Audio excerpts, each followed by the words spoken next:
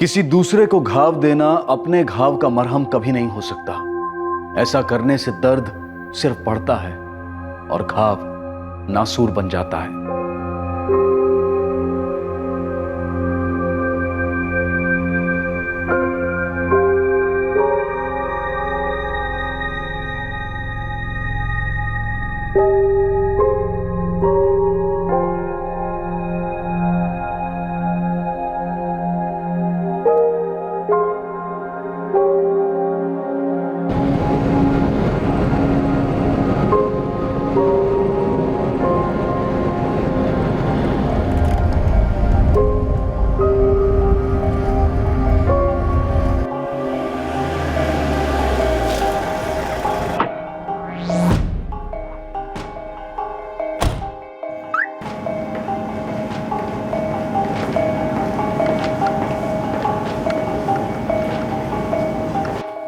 गुल साहब, आप जिन्हें खोज रहे हैं ये वो नहीं है। शनवीर जी, फिर भी एक बार देखना चाहता हूं। आपने कहा लड़की 12 साल की और लड़का 13 साल का है। जी, एक बार देखना चाहता हूं। चिल्ड्रंस होम में इस वक्त।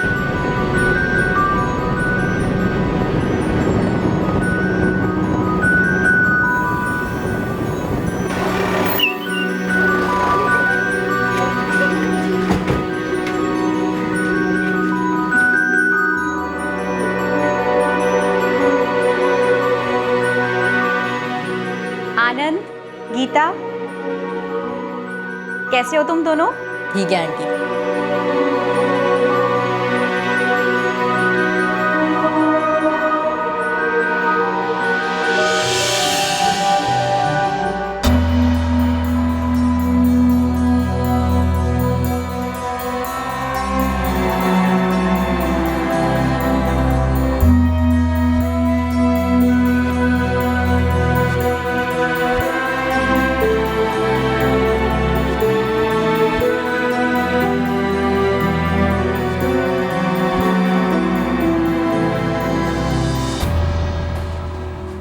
ये 12 और 13 साल के। जी, सर, ये वो नहीं हो सकते जिन्हें आप ढूंढ रहे हैं। इनके माँ बाप ट्रेस हो चुके हैं। कहाँ इनके बाबा?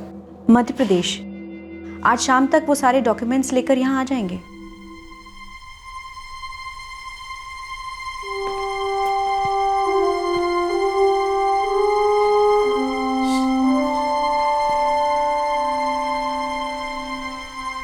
हमने इन दोनों को ट्रैफिकर्स के चुंगल से एक हफ्ते पहले ही छुड़ाया था। गुल साहब, उनके पास और भी बच्चे हैं। ये रैकेट काफ़ी फैला हुआ है। शनवीर जी, मेरी जगह जो ऑफिसर आएगा उसे अपडेट्स देते रहे। जी, वैसे नई पोस्टिंग कब ज्वाइन कर रहे हैं आप? 10 दिन में। प्रमोशन के लिए कॉन्ग्रेचुलेशंस। Thank you. बस ये केस अधूरा छोड़कर नहीं जाता तो फीलिंग और अच्छी होती।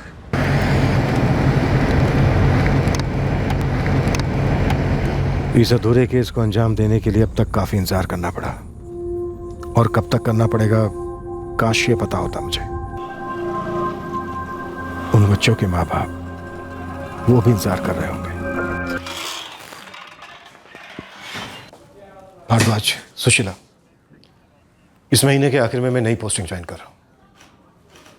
ये 4 बच्चे, करण जायसवाल, मुक्ति जायसवाल, निशा ठाकुर, रानी ठाकुर, इनका मिसिंग केस अभी तक सॉल्व नहीं हुआ है। मेरी जगह inspector Malhotra charge take over कर रहे हैं। उन्हें पूरी अपडेट, पूरा कोऑपरेशन देते रहना। Yes sir. ये बच्चे जहां भी हैं, जिस हाल में भी हैं, मिलने चाहिए, जरूर मिलने चाहिए। लगता है कोयल साहब इस केस को बुला नहीं पा रहे। लेकिन बच्चे तो शायद भूल गए होंगे ना। इतने समय बाद बच्चे मिल भी गए तो क्या उन्हें कुछ याद होगा? पर माँ बाप को तो बच्चे याद ही होंगे, हर पल याद आते होंगे।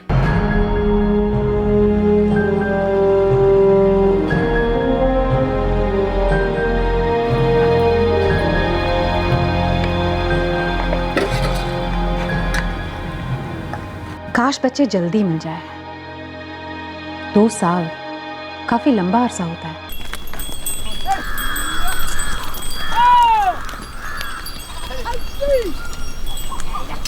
अरे मंजू, देर हो रही है, हम निकल रहे हैं सब्जी मंडी।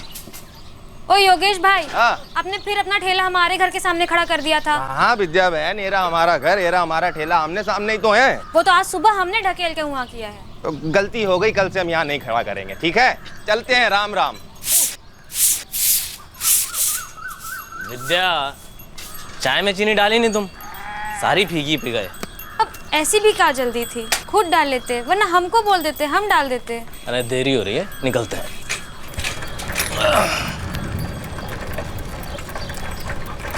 अरे कहाँ रह गई बिमला?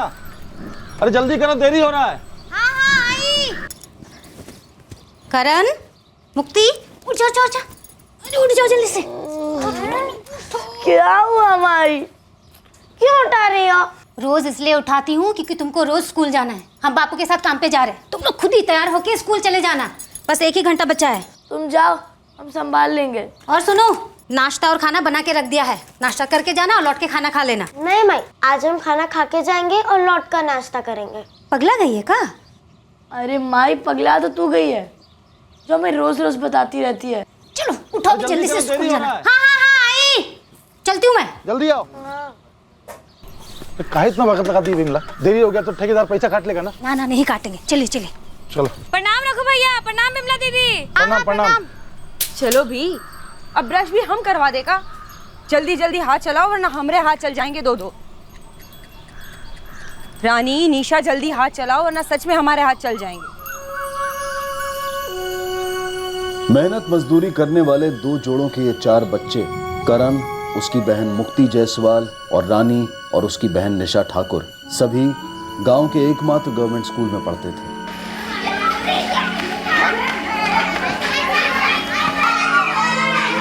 करण 5वीं कक्षा में था, उसकी बहन मुक्ति और रानी 3री कक्षा में थी और रानी की बड़ी बहन निशा 4थी कक्षा में थी। चलो चलो क्लास में चलो।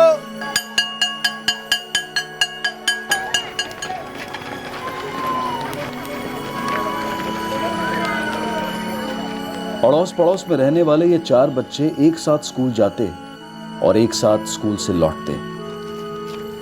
उनके स्कूल जाने का एक ही रास्ता था जहां से वो चलकर आते जाते।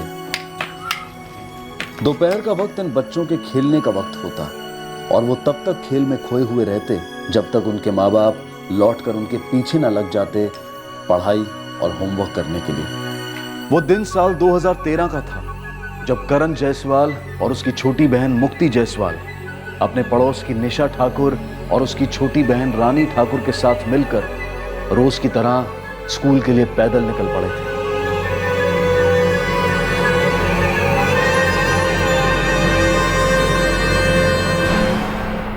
लेकिन 2013 के उस दिन ये चारों बच्चे अपने घर नहीं लौटे।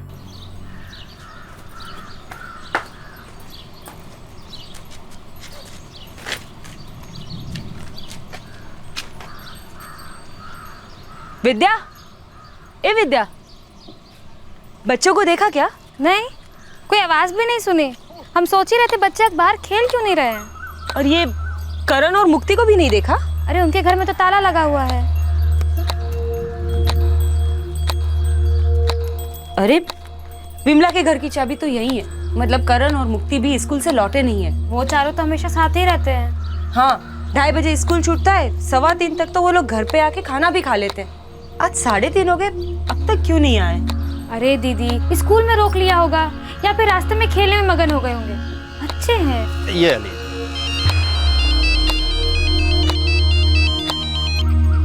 क्या हुआ रे मंजू?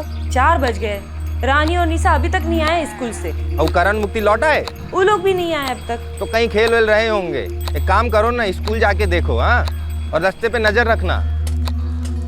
अरे बिमला, हाँ अरे जाके घर देखना क्या हुआ। मतलब क्या हुआ? अरे मंजू बहन का फोन आया था, कह रही बच्चे नहीं लौटे अभी तक, ना उनके ना हमारे। जाके देख जरा। बिमला, हमने देखा, चाबी अभी भी वही है।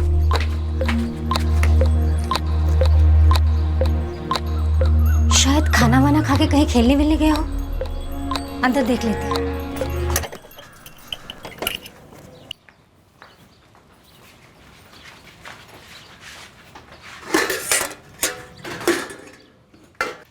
नहीं, खाने को तो छुआ भी नहीं।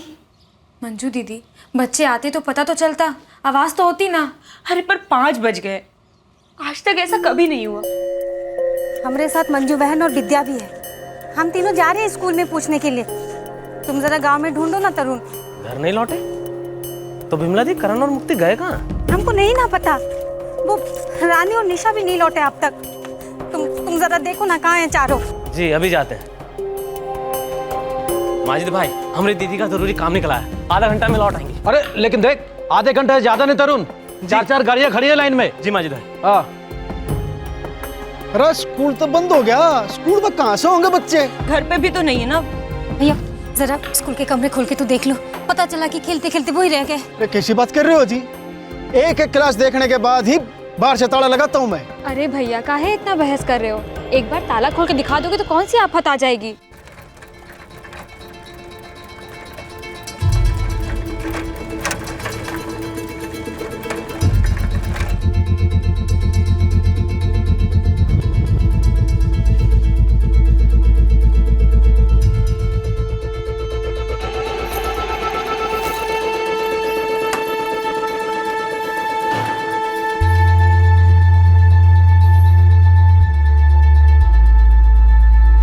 मैं क्या पागल हूँ?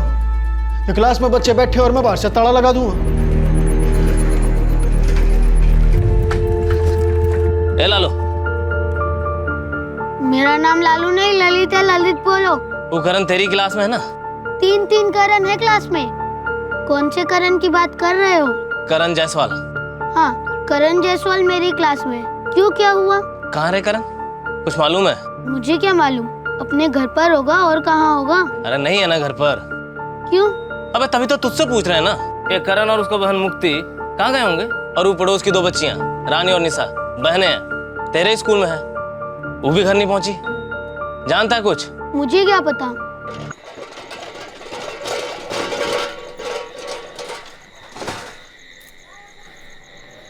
कोई खबर मिली? ना योगेश, पूरा गांव छान लिए हम, कहीं नहीं मिले। गांव के जितने बच्चे स्कूल में पढ़ते हैं सभी से पूछ लिया। क्या योगेश भाई, आपने फिर अपना ठेला हमारे घर के सामने खड़ा कर दिया।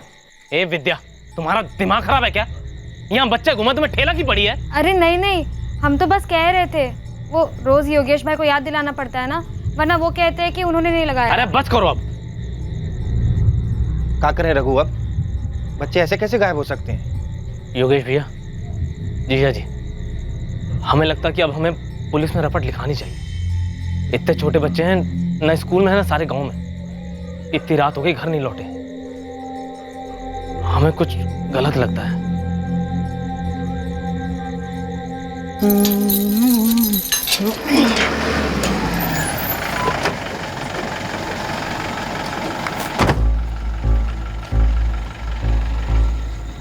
सब उन बच्चों की माँ आई थी यहाँ पे, मैंने उनको एक एक कमरा खोल के दिखाया जी। नाम क्या तेरा? जीतू पासवान। इन 4 बच्चों को आज स्कूल से निकलते देखा था तूने? देखो साहब, स्कूल में जी बहुत सारे बच्चे आते हैं जी, अब इन खास 4 बच्चों को मैंने देखा हो, मैं बोल नहीं सकता जी। अच्छा, याद करके अच्छी तरह से ये बता कि ये चारों बच्चे आज सुबह स्कूल आए भी थे? देखो जी, ये तो आपको स्कूल के रजिस्टर से पता चलेगा जी, वो मास्टर साहब रोज सुबह हाजिरी लेते हैं ना। ठीक है, रजिस्टर ले। पर साहब वो तो स्टाफ कमरे की अलमारी में है, और अलमारी की चाबी हेडमास्टर साहब के पास है। देख जीतू, हेडमास्टर साहब आसपास ही रहते होंगे और उनके पास मोबाइल तो होगा ही, तेरे पास उनका नंबर होगा जो तेरे मोबाइल में होगा। 4 बच्चे स्कूल से घर ना पहुंचे तो ढूंढना तो पड़ेगा ना उन्हें। एक मिनट, 44 78 72 575। हेडमास्टर साहब, हम और हमारे पति रघु जायसवाल, हम बिल्डिंग बनाने का काम करते हैं। हम सुबह ही निकल जाते हैं अपने काम पर। हमारे जाने के बाद हमारे बच्चे करण और मुक्ति स्कूल जाते हैं। साइट कहाँ है तुम्हारा? वो जिला पानी विभाग का जो बिल्डिंग बन रहा है ना, वही है मैडम। और आप दोनों? मैडम हमारा नाम योगेश है, ये नियाजगंज के बाजार में सब्जी का ठेला लगाते हैं। ये हमारी घरवाली है मंजू। मैडम जी, हम तो घर पर ही रहते हैं। मैडम जी, ये हमारा छोटा भाई है तरुण। यहाँ पास के गैराज में मैकेनिक का काम करते हैं, यहाँ सामने रहते हैं। और आप? हम विद्या, इनकी पत्नी। मैडम जी, चारों बच्चे दोपहर 2:30 बजे तक आ जाते हैं। हम घर का चाबी उधर ही रखते हैं। स्कूल से आने के बाद करण और मुक्ति दरवाजा खोल के अंदर जाते हैं, फिर खाना वाना गर्म करके खा लेते हैं, इधर ही खेलते हैं, नहीं तो पढ़ाई वढ़ाई कर लेते हैं। आज तक ऐसा कभी नहीं हुआ कि वो लोग कहीं चले गए और हमें ना बताया हो। वैसे तो कहीं जाते नहीं हैं, लेकिन अगर कहीं दूर गए हो तो कोई बड़ा जरूर साथ होता है। कहीं दूर मतलब? मतलब मंदिर गए हो या फिर मेले में गए हो। हमें चारों बच्चों की सबसे हाल ही में ली गई तस्वीरें चाहिए।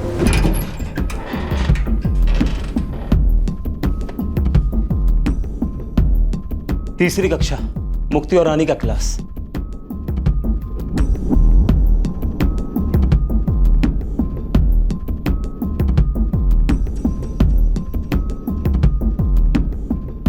सर, रानी ठाकुर, मुक्ति जायसवाल आज क्लास में प्रेजेंट थी, तीसरी क्लास। रानी की बड़ी बहन निशा, वो भी आज प्रेजेंट थी, 4th स्टैंडर्ड। और करण जायसवाल 5वीं कक्षा में हाजिर था सर। चारों बच्चे आज स्कूल आए थे। सर आए थे तो स्कूल से गए भी होंगे, लेकिन घर नहीं पहुंचे। छोटा सा गांव है सर, सब सभी को जानते हैं। ऐसे कैसे 4 छोटे छोटे बच्चे बीच रास्ते से गायब हो सकते हैं?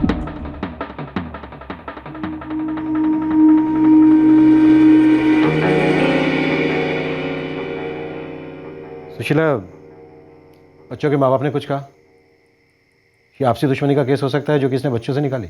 नहीं सर, ऐसा तो कुछ नहीं कहा। सर 2 बच्चे एक परिवार से हैं और 2 बच्चे दूसरे परिवार से, और ये दोनों परिवार आपस में पड़ोसी हैं, बस इतना सा कनेक्शन है। तो अगर किसी की दुश्मनी हुई होगी तो इन दोनों परिवारों के साथ हुई होगी सर। भारद्वाज, ये भी तो हो सकता है कि दुश्मनी किसी एक ही परिवार से हो और एक ही परिवार के 2 बच्चों को उठाना हो। चारों बच्चों को सिर्फ इसलिए उठा लिया हो क्योंकि स्कूल से चारों बच्चे साथ में वापस आ रहे थे। रोती रोती की कोई मांग हुई? नहीं सर, मुझे नहीं लगता ये अपहरण का केस हो सकता है। दोनों परिवार दिहाड़ी कमाई पर चलते हैं। करण और मुक्ति के माँ बाप बिल्डिंग कामगार हैं और निशा और रानी का बाप सब्जी का ठेला लगाता है। करण और मुक्ति का एक मामा भी है पड़ोस में जो मैकेनिक है। सर ऐसे गरीब लोगों से कोई क्या फिरौती वसूल करे? सबसे पहली चीज, भारद्वाज, इन चारों बच्चों के फोटोग्राफ्स और सारी डिटेल्स आसपास के जितने भी थाने हैं सब में भिजवा दो। रोहतक सिटी के जितने भी एग्जिट पॉइंट्स हैं सब पर इतला कर दो। बच्चे छोटे हैं, कुछ भी होने से पहले हमें बच्चों को वापस लाना है। सर। सुशीला, सर, पता करो इस गांव में आसपास के एरिया में इससे पहले कोई बच्चों की किडनैपिंग हुई है? जितने भी हिस्ट्री शीटर्स हैं, हमारे खबरी हैं, सबसे पूछताछ करो। हमारा टारगेट होना चाहिए अगले 24 घंटे। 24 घंटे के अंदर अंदर हमें इन बच्चों को सही सलामत इनके माँ बाप तक पहुंचाना है।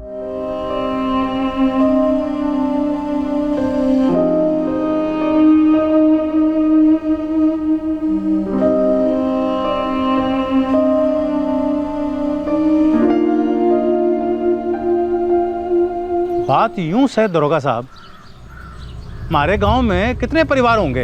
150, 155 तो होंगे ही। अब अगर कोई बाहर का आदमी आके हमारे बच्चों पे नजर रखेगा तो हमारे गांव वालों की भी तो नजर पड़ेगी ना उस पे। मेरा सवाल भी तो यही है कि गांव में कोई बाहर वाला देखा क्या? अब आप ही बताओ दरोगा साहब कि हमारे गांव में सबसे पहली नजर किसकी है? किराने वाली। आपने उससे बात की? करेंगे तो सबसे बात करेंगे। अब दरोगा साहब इसे यूं सोचो, बच्चों का स्कूल कहाँ है? गांव के बाहर। ऐसा भी तो हो सके कोई बाहर का आदमी गाड़ी लेके आया हो और बच्चों को बोला हो, आओ बच्चों तुमको मैं गाड़ी पे बिठा के तुम्हारे घर छोड़ देता हूँ, और उसे कहीं और ले गया हो तो?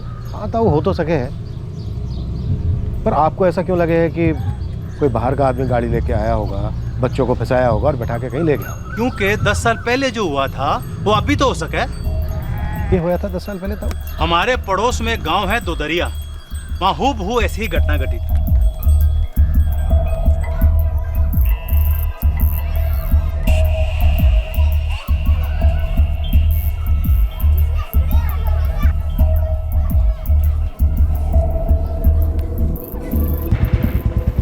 विनोद, बच्चों के माँ बाप ने यही रास्ता बताया था ना, बच्चों के स्कूल का रास्ता?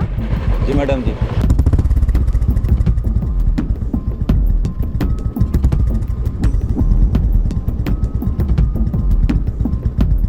ये रास्ता सीधा बच्चों के गांव को जाता है। जी मैडम जी, बच्चे रोज यहीं से आते थे, यहीं से जाते थे।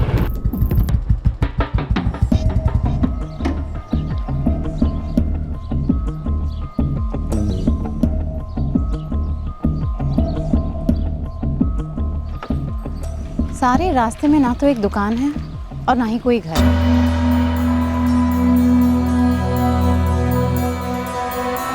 चलो देखते हैं गांव में क्या मिलता है।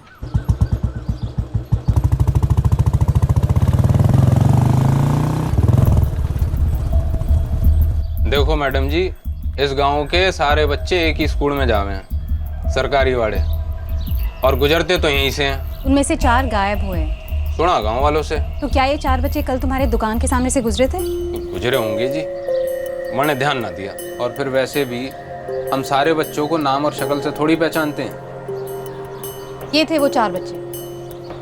मैंने ध्यान ना दिया मैडम जी। अगर कोई बच्चों को तुम्हारे दुकान के सामने से जबरदस्ती उठा कर ले जाएगा तो ध्यान जाएगा? क्यों ना जाएगा जी, पर यहाँ ऐसा कुछ होया नहीं है। और मैडम जी ये भी तो हो सके कि ये बच्चे घर जाने की बजाय पास वाले मेले में चले गए हों और लौटने के टाइम पर रास्ता भटक गए हों या कोई रास्ते में आ गया हो।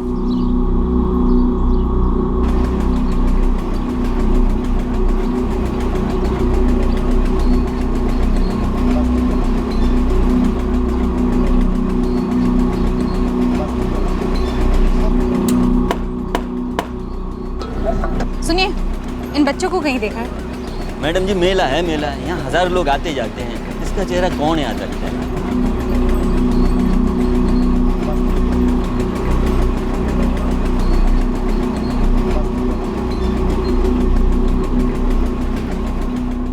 पर साहब, बच्चे बहुत छोटे हैं मेला में अकेले जाने के लिए, और जहां तक हमको लगता है वो बिन बताए कहीं जाएंगे नहीं। रघु, योगेश, क्या तुम दोनों की किसी के साथ कोई निजी दुश्मनी? रोजी रोटी कमाने में सारा टाइम निकलता है साहब, दुश्मनी क्या निभाएंगे किसी से।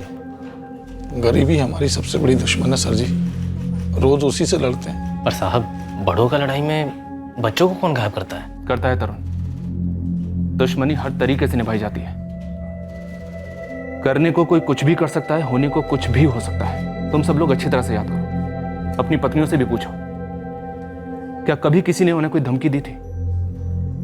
गलती से भी किसी के मुंह से निकल गया था कि बच्चे के साथ कुछ करेंगे? चारों बच्चों के क्लास में हर बच्चे से एक एक करके मैंने पर्सनली पूछा है। कुछ पता चला? चारों बच्चे आखिरी क्लास तक स्कूल में ही थे। क्या बच्चों ने रोज की तरह इन चारों को स्कूल से एक साथ निकलते देखा? अब बच्चे हैं सर, सभी अपने आप में मगन होते हैं स्कूल के बाद। किसी ने कोई ठोस बात तो नहीं की कि साथ जाते देखा है।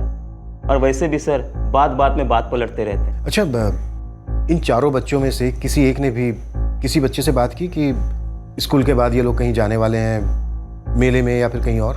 नहीं सर, ऐसी कोई बात सामने नहीं आई। और आपके कहने पर मैंने स्कूल के स्टोर रूम और बाथरूम की तलाशी ली, ना तो वहां बच्चे मिले और ना कोई निशानी। और झगड़े के बारे में भी पूछताछ किया सर। अब तीसरी, चौथी, पांचवी के बच्चों की क्या लड़ाई हो सकती है सर? Thank you. क्या ये अंदर की बात हो सकती है? क्या इन दोनों जोड़ों के बीच का मसला हो सकता है? 4 बच्चे ऐसे किसी अजनबी के साथ तो नहीं जा सकते। नहीं मैडम जी, मैंने कभी रघु और विमला को उल्टी सीधी बात करते नहीं सुना, ना किसी से झगड़ा, ना कुछ। शुक्ला जी, क्या आपको लगता है कि किसी भी कारण इन दोनों ने पड़ोसियों के बच्चों के साथ ही अपने बच्चे भी गायब करवा दिए हो? बिल्कुल नहीं मैडम जी, वो लोग तो मेहनत करके पाई जोड़ रहे थे ताकि उनके बच्चों को सरकारी स्कूल से निकालकर प्राइवेट स्कूल में भर्ती करा सके। वो उनको अपने से बेहतर जिंदगी देना चाहते थे। साहब, ये जो योगेश ठाकुर है 15 साल से मुझसे ही सब्जियां लेता है अपने ठेले के लिए। और तो मैं ये कहूँगा कि ये जो योगेश ठाकुर है वो कभी भी अपने बच्चों के साथ गलत नहीं करेगा और ना ही किसी और के बच्चों के साथ। ठीक है, योगेश नहीं करेगा तो फिर कौन कर सकता है? इस पूरे मार्केट में इतनी दुश्मनी योगेश के साथ किसकी है? इस वक्त तो गांव का एक ही दुश्मन, वो है डर। जब से ये बात गांव में फैली है ना, सभी अपने अपने बच्चों के लिए फिक्र कर रहे हैं। लोग रातों को पहरा भी देते हैं।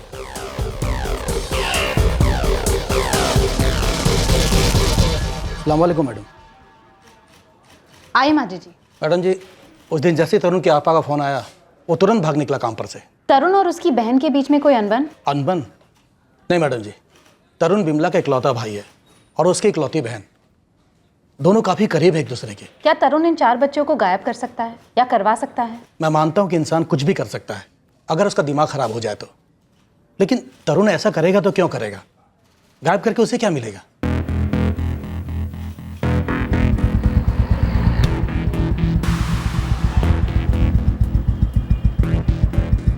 सर जी, कोई खबर नहीं अभी तक।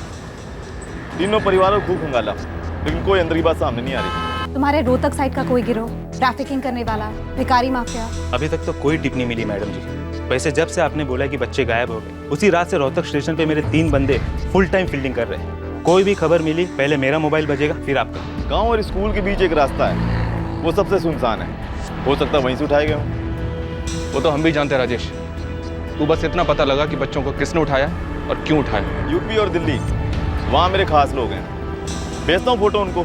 एक 10 साल का बच्चा, 2 8 साल की और एक 9 साल की बच्ची। हो सकता है किसी ने उनको कुछ खिला पिला दिया हो, शोर हुआ ही ना हो। जैसे भी एक सिंगल आधी पौनी कोई भी टिप मुझे मिलती है, मैं तुरंत आपको फ़ोन करता हूँ। देखिए, मैं आप लोगों का दर्द, आप लोगों की पीड़ा, आप लोगों की टेंशन अच्छी तरह से समझ सकता हूँ, लेकिन आप लोगों को दिलासा देने के लिए मैं ये नहीं कहूँगा कि केस आगे बढ़ रहा है, हम केस के नज़दीक हैं। दरअसल अभी तक हमारे कुछ हाथ नहीं लगा है। इसमें कोई दो राय नहीं है कि आप लोगों के बच्चों को कोई उठाकर ले गया है, लेकिन वो कौन है ये जानने के लिए, वो क्यों ले गया है ये जानना बहुत जरूरी है, और अभी तक हमें इसका कोई कारण पता नहीं चला है। साहब जी, हाँ, हमारे बच्चे तो मिल जाएंगे ना?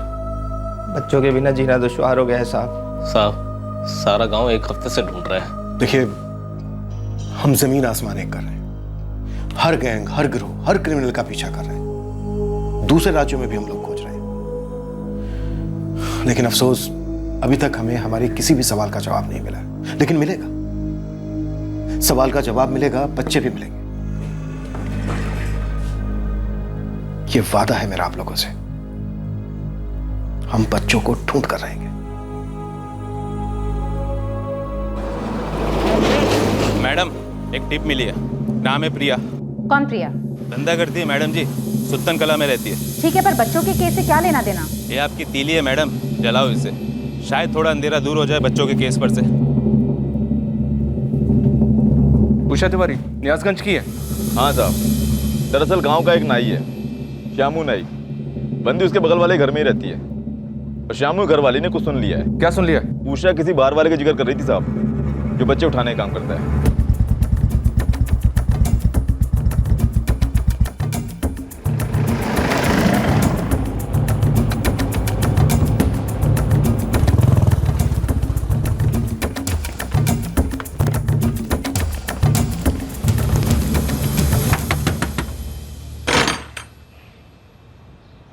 जी मैडम। प्रिया, हाँ, क्या बात है? बच्चे कहाँ हैं? बच्चे? करण जायसवाल, मुक्ति जायसवाल, निशा ठाकुर और रानी ठाकुर, जिनको तूने अगवा किया। अरे साहब, आप लोग कुछ तो बताइए, सब आप क्या बोल रहे हैं, मुझे कुछ समझ में नहीं आ रहा है। तुम किस बाहर वाले की बातें कर रही थी उषा, जो बच्चे उठवाता है? कौन है वो? नाम क्या उसका? अरे कौन बाहर वाला? यही तो तुम हमें बताओगी, वो कौन सा आदमी है जिसने तुम्हारे ही गांव के बच्चे करण, मुक्ति, निशा और रानी को उठवा लिया है? हेलो मैडम जी, आप लोग पुलिस से हैं, मैं जो भी हूँ सुन रही हूँ। उसका मतलब ये नहीं है कि आप लोग कुछ भी इल्जाम लगा दोगे। बच्चे उठाने के बाद मैं कभी सोच नहीं सकती हूँ, बहुत गलत काम है ये। और तू जो करती है उसमें तुझे कुछ गलत नहीं दिखता? तुझे फर्क समझ में आता है क्या सही है और क्या गलत? एक मिनट मैडम, मैं धंधा करती हूँ, अपना शरीर बेचती हूँ तो अपनी मर्जी से बेचती हूँ। अपने घर में यहाँ पति कुछ खास कमाता नहीं है मेरा, और मैं भी ज़्यादा पढ़ी लिखी नहीं हूँ, धंधा कर रही हूँ और पैसे कमा रही हूँ। तो इससे अगर किसी को तकलीफ होती है तो मुझे होती है, होती थी। तो आप ये सही गलत का पार्ट ना मुझे तो मत ही पढ़ाओ। सीधा सीधा बोल, क्या जानती है बच्चों के बारे में? गांव में पोस्टर देखे हैं और लोगों से सुना है, उसके आगे कुछ नहीं। बच्चे, खासकर बच्चियाँ, तेरे धंधे में काफ़ी खरीदी बेची जाती, और तेरा इन गैंग्स के साथ कोई ताल्लुक नहीं? नहीं है मैडम, नहीं है। अरे मेरा तो कोई दल्ला भी नहीं है, और मैं किसी और के काम से कोई मतलब रखती ही नहीं हूँ। कौन बाहर वाला? साफ साफ बताइए। देखिए, बच्चों को गायब हुए 1 महीने से ऊपर हो चुका है, और अब हमारा सब्र भी टूट रहा है। साहब, मुझे नहीं पता, मैं सिर्फ अपने बच्चे को डराने के लिए वो बातें बोल रही थी। मुझे नहीं पता कि श्यामू की पत्नी गौरी ने क्या सुना और क्या समझकर बैठ गई। वो बाहर वाले आएंगे और तुमको उठा के लेके जाएंगे, जैसे वो 4 बच्चों को लेकर गए। मेरा बेटा सिर्फ 10 साल का है साहब, वो बार बार अकेले मेले में जाने की जिद कर रहा था। मैंने सिर्फ उसे डराने के लिए वो बात बोली थी, आप मेरा विश्वास करिए। लेकिन बाबा के साथ कैसे जाऊं? वो तो रात 10 बजे से पहले आते ही नहीं, और मेला 9 बजे खत्म हो जाता है। एक बार मना कर दिया ना, अकेले नहीं जाना मतलब नहीं जाना। लेकिन क्यों नहीं जा सकता अकेले? क्योंकि बाहर जमाना खराब है, इतना याद रख। वो बाहर वाला आएगा, उठा ले जाएगा, जैसे वो 4 बच्चों को लेकर गया। तुझे पता है उन बच्चों को कहाँ लेकर गया? कहाँ लेकर गया? और आप ही बताइए साहब, कौन सी माएँ होती हैं जो ऐसी बातें नहीं करती हैं अपने बच्चों को डराने के लिए। मैंने सिर्फ इसलिए वो बातें बोली ताकि वो जिद ना करे। मैं सिर्फ उसे डरा रही थी और कुछ नहीं। इस तरह से बच्चे को मत डराया करें। वैसे भी बच्चे गायब होने के बाद पूरा गांव डरा हुआ है।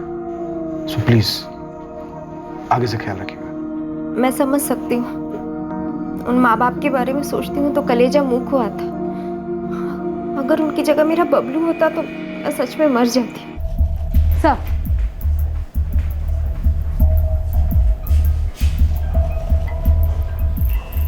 सर उस सेक्स वर्कर प्रिया से कुछ नहीं मिल पाया। सारे हिस्ट्री शीटर्स को राउंड अप किया सर, लेकिन कुछ भी हाथ नहीं लगा। कोई भी एंगल खाली छूटा? बिल्कुल भी नहीं छूटा है सर। बच्चों के माँ बाप तक को नहीं छोड़ा, उनके पीछे लोग भी लगवाए सर। सबकी हिस्ट्री निकाली, सबके फोन रिकॉर्ड्स चेक हुए, फिर भी कुछ नहीं मिला। हम क्या ऐसा सही नहीं कर रहे हैं जिसके चलते एक भी सिंगल सुराग हमारे हाथ नहीं लग रहा है? एक नहीं, दो नहीं, बल्कि 4-4 बच्चे गायब हुए। ये चारों बच्चे रोज की तरह घर से स्कूल के लिए निकलते हैं, स्कूल से घर के लिए निकलते हैं, लेकिन बीच रास्ते में गायब। इन्हें हवा निकल गई, जमीन निकल गई या फिर आसमान निकल गया। 2 महीने हो गए।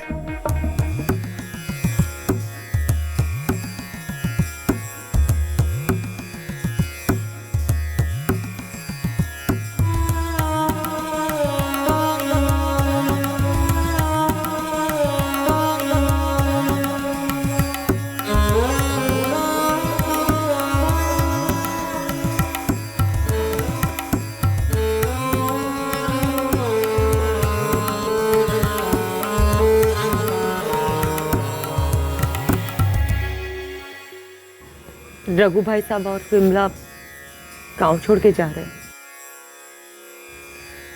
और तरुण और विद्या भी। मन ही नहीं लगता यार योगेश, बच्चों का याद सताता है तो कहीं और जाके शायद।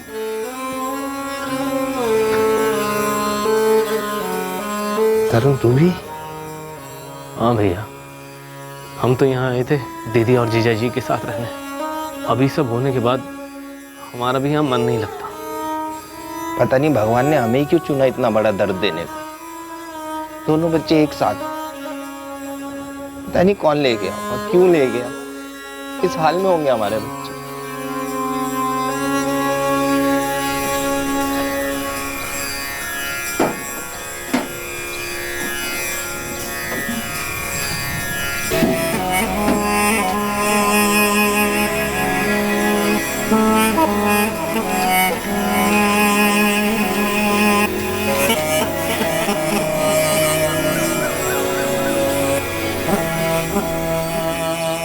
रघु, बिमला, बिमला का भाई तरुण और उसकी पत्नी विद्या एक नए सिरे से शुरुआत करने की कोशिश में पुरानी बस्ती छोड़कर निकल आए। पर क्या बच्चों को खोने का दर्द उन्हें नई शुरुआत करने देता है? कुछ ही समय में तरुण और विद्या भी अपने रास्ते चले गए और रघु और बिमला अपने।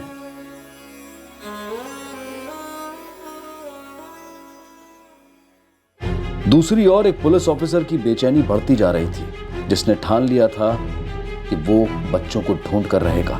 भारद्वाज, सुशीला, खबर मिली है कि दिल्ली रेलवे स्टेशन पर ट्रैफिकिंग माफिया के 3 लोग पकड़े गए और उनके पास से 15 बच्चे बरामद हुए। सर, मैं करण, मुक्ति, निशा और रानी के फोटोज अभी फैक्स कर देती हूँ। उनके सारे डिटेल्स भी अपडेट कर देती हूँ। ना, इतने से काम नहीं होगा। तुम दोनों को वहां खुद जाना होगा और खुद जाकर देखना होगा कि उन 15 बच्चों में से ये 4 बच्चे हैं या नहीं, या इन चारों में से कोई एक भी। क्लियर? सर। भारद्वाज, लखनऊ के इंस्पेक्टर चतुर्वेदी से मेरी बात हुई। उन्होंने 7 बच्चे रेस्क्यू किए हैं बिल्डिंग कंस्ट्रक्शन साइट से। उनसे जबरदस्ती मजदूरी करवाई जा रही थी। तुम एक काम करो, अपनी फाइल वहां पर भेज दो तुरंत, अभी देर मत करो। ओके? हाँ रमाकांत, 1 मिनट। 1 मिनट। जो लड़का है करण जायसवाल, उसकी एज हो गई होगी इस वक्त 11 साल और उसकी बहन मुक्ति जायसवाल, उसकी एज हो गई होगी 9 साल। रानी ठाकुर की एज भी 9 साल और उसकी बड़ी बहन निशा ठाकुर, वो हो गई होगी 10 साल। अरे बच्चों से एक बार पूछो तो सही, हो सकता है कि ट्रैफिकर्स ने ड्रग्स दी हो बच्चों को, बच्चे भूल गए हो। एक काम, जो लड़का है करण जायसवाल, उसको बोलो कि उसके माँ बाप का नाम रघु और बिमला जायसवाल। सर। सुशीला, ये जो 4 बच्चे मिसिंग हैं, करण, मुक्ति, निशा, रानी, इनकी फोटो जिपनेट पर है? जी हाँ सर, पिछले 1 साल से है और सारे पुलिस स्टेशन में भी है। बराबर रिमाइंडर देते रहना, इनकी एज भी अपडेट करते रहना, भूलना मत। हम भेजते रहते हैं सर, और आगे भी जरूर भेजेंगे। गुड। हम इन बच्चों को ढूंढ कर ही दम लेंगे। समय बीतता गया। भरोसा अब एक औपचारिक जज्बात बनकर रह गया था, पर फिर भी इंतजार था। एक जलता दिया था जो तब तक नहीं बुझने वाला था जब तक ये नहीं पता चल जाता कि इन 4 बच्चों के साथ हुआ क्या था। 2013 में गायब हुए करण, मुक्ति, निशा और रानी अब 2 साल से गायब थे। 2015 आ गया था, पर पुलिस के हाथों में एक भी सुराग नहीं था। इन्वेस्टिगेटिंग ऑफिसर इंस्पेक्टर गोयल अब ट्रांसफर और प्रमोशन के साथ दूसरी पोस्टिंग ज्वाइन करने वाले थे, लेकिन 4 गायब बच्चों का अनसुलझा केस उस ऑफिसर को अब भी तकलीफ दे रहा था। लेकिन उनके शिफ्ट होने के कुछ ही दिन पहले आखिरकार इस केस में पहला ब्रेक थ्रू आया, और वो भी ऐसी जगह से जहां से कोई अपेक्षा नहीं थी।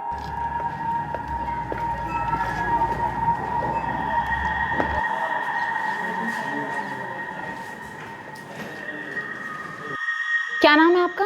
जी हमारा नाम नयन यादव है। और हमें मयूर गुप्ता। कहाँ से आए आप? जी कानपुर से।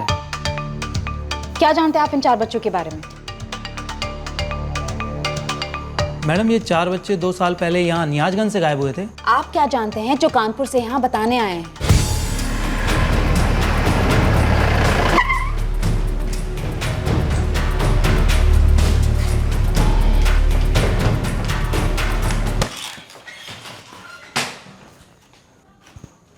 क्या जानते हो उन बच्चों के बारे में? साहब हमें नहीं पता इन बच्चों के बारे में। हम लोग तो कानपुर से हैं और पहली बार आए हैं नियाजगंज में। साहब हमारा दोस्त बताया था हमें इन बच्चों के बारे में, तो उसका बात सुन के हमें लगा कि आपको बता देना चाहिए। क्या बता देना चाहिए? कौन है दोस्त तुम्हारा? उन बच्चों के बारे में क्या जानता है? नाम क्या है उसका? गिरीश मिश्रा। वाह भाई गिरीश, बड़ा बहादुर है। 3 रुपया के गिलास में सारी भड़ास कुर्बान। साले फट्टू अब है तुम, फट्टू। चुप साले, फट्टू किसको बोल रहे हैं? किस है? हमें? अरे जानता नहीं हम कौन है? तुम डरे हुए इंसान हो साले, जिसको क्या बोलते हैं पता है? फट्टू। खबरदार साले, जो हमें फिर से फट्टू बोले तो कसम गायब करवा देंगे दोनों को। हम मालूम भी नहीं चलेगा, सीधे गायब। गायब? मतलब तुम हमें गायब करवा दोगे और हमें मालूम भी नहीं पड़ेगा? वाह भैया, तुम तो जादूगर निकले बे। छू मंत्र जादू मंत्र, छू मंत्र जादू मंत्र। मजाक उड़ा रहे हो हमारा? हैं? हिम्मत देखनी है हमारी तो जाओ हरियाणा, नियाजगंज गांव थाना में जाकर पता करो। 1 नहीं 2 नहीं 4 बच्चे उठाए हम, 4। और आज तक पुलिस वालों को उनका बाल तक नहीं मिला, समझे? ओह, बच्चे उठाए तो यही है साले तुम्हारी औकात है? बच्चे भी मजाक उड़ाते हो। और क्या बोल के पुकारते थे तुम? लल्लू या फट्टू?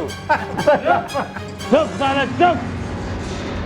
स्टोरी सुनोगे ना हमरा तो सालो आत्मा कांप जाएगा तुम्हारा, पेशाब निकल जाएगा डर के मारे, समझे? वो है हम, पुलिस वाला, बच्चों का माँ बाप सब पगला गए हैं कि बच्चे गए कहाँ। वो सिर्फ एक आदमी जानता है, वो है हम। साहब ये गिरीश हमारे साथ काम करता है। 2 पौआ लगाने के बाद हमेशा बकवास करता है और हम दोनों उसकी खिंचाई करते हैं। लेकिन साहब ये बच्चों वाली बात वो पहले कभी नहीं किया था, तो बोला तो बड़ा अजीब सा लगा हमें। तो बस हम पहुंच आए बिना उसे बताए, सोचा पता तो करें माजरा क्या है।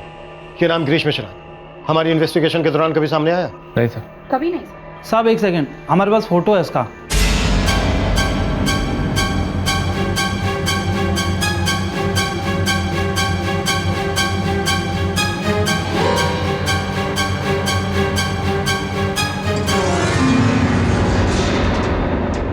तरुण, बिमला का भाई। मजाक उड़ा रहे हो हमारा?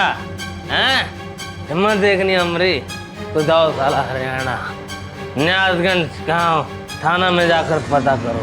1 नहीं 2 नहीं पूरे 4 बच्चे गायब किए हम। और पुलिस को एक बाल तक नहीं मिला, समझे? इसकी पत्नी विद्या, वो भी है इसके साथ? विद्या? नहीं साहब, इसकी बीवी का नाम तो चंदा है। कोई बच्चे हैं उनके साथ? बच्चे तो कभी नहीं देखे साहब। पिछले 8 महीने से वो हमारे साथ गैराज में काम कर रहा है, लेकिन शुरू से अपना नाम गिरीश मिश्रा ही बताया हमें। इस वक्त कहाँ है? साहब कानपुर में होगा। नंबर दो उसका।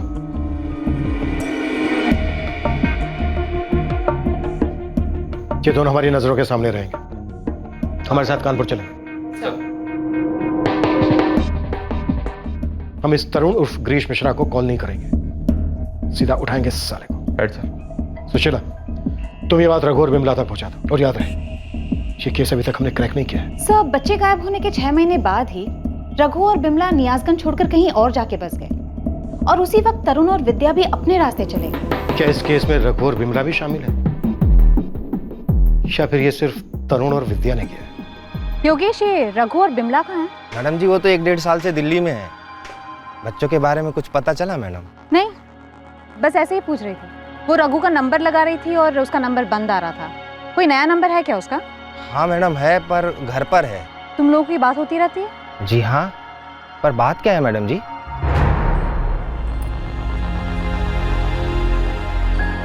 पर मैडम जी, आप ऐसे अचानक हमसे नंबर क्यों ले रही हैं? हमें पता चला है कि तुम्हारे और रघु और बिमला के बच्चे गायब होने के पीछे शायद तरुण का हाथ हो सकता है, और इसमें शायद रघु और बिमला भी शामिल हो सकते हैं। अच्छा, तुम लोग याद करो, कभी रघु और बिमला के साथ कोई झगड़ा हुआ था, छोटे से छोटा, या फिर तरुण और विद्या के साथ कोई अनबन, कोई मसला, कुछ भी? बिमला के साथ तो हमारी बहुत अच्छी जमती थी, और रघु भाई साहब भी बड़े ही भले आदमी हैं। और विद्या और तरुण कैसे थे?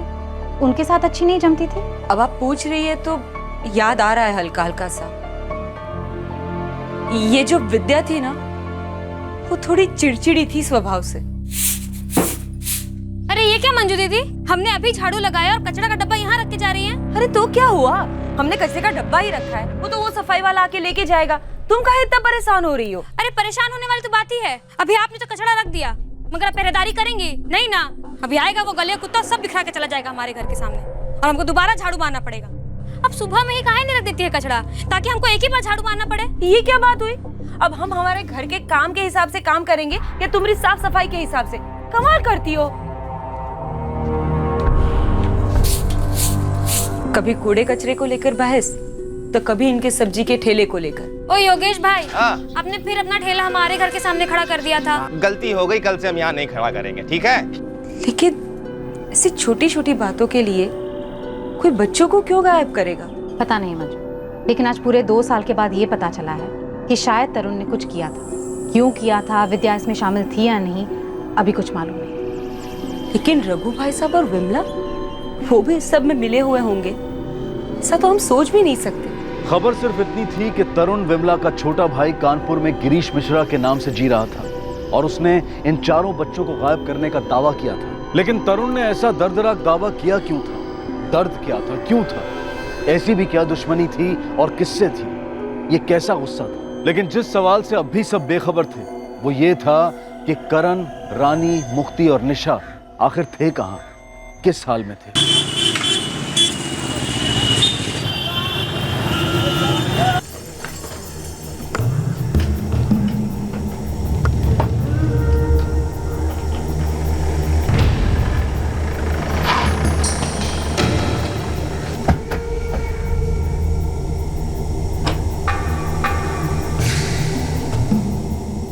तरुण उर्फ गिरीश, बच्चे कहाँ हैं? करण, मुक्ति, निशा और रानी।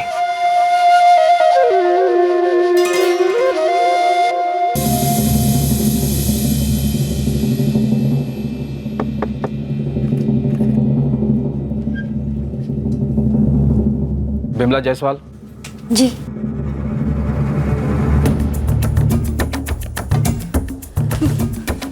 आप लोग कहाँ ढूंढ रहे हैं साहब जी? तुम्हारा पति रघु कहाँ है?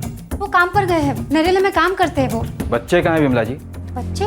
करण और मुक्ति, और आपके पड़ोसी की 2 बच्चियां, निशा और रानी। जी नारंग साहब। बच्चे यहाँ नहीं है, और ना ही उनका सामान। मुझे नहीं लगता कि इन्हें पता भी है कि हुआ क्या था। सर, आप जरा रघु और बिमला को नियाजगंज आने को कहेंगे, तुरंत। ठीक है। कहाँ है हमारी बच्चियाँ मैडम जी?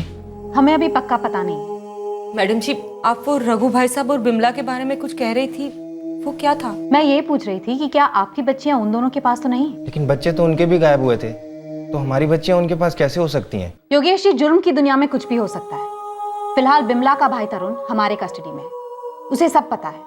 हम उसे बुलवाएंगे और वो बोलेगा।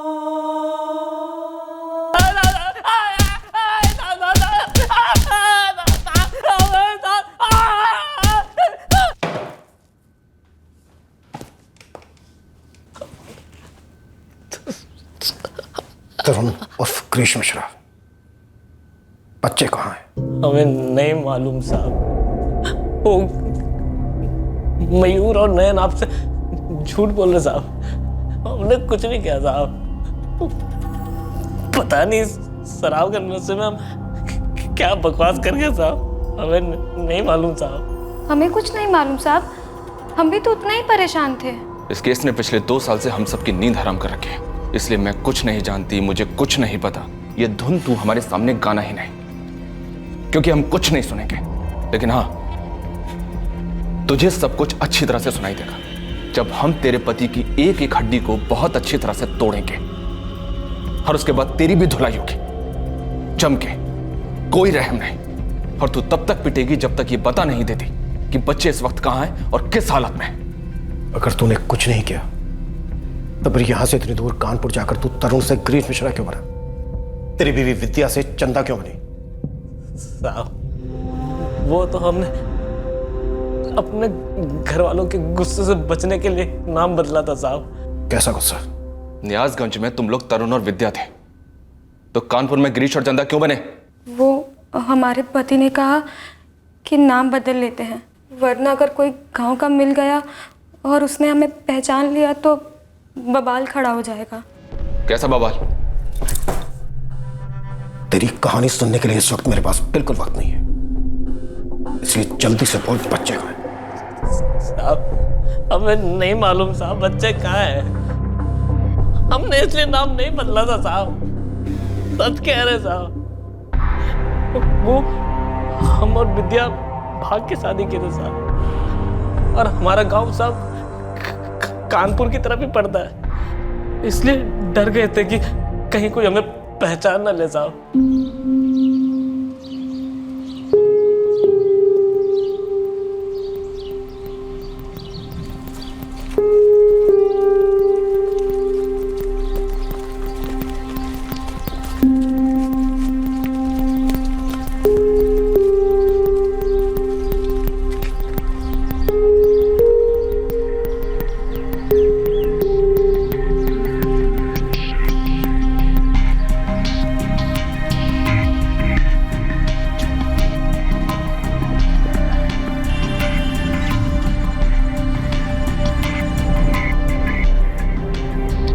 अगर हमारे माँ बाबूजी को पता चल गया ना तो जान से मार देंगे, हमें भी और आपको भी। अरे हम यहाँ कभी वापस आएंगे ही नहीं। तो क्या बिमला दीदी और रघु जीजा जी हमें अपनाएंगे? एक बार शादी हो जाए ना तो देखना, सब अपना लेंगे।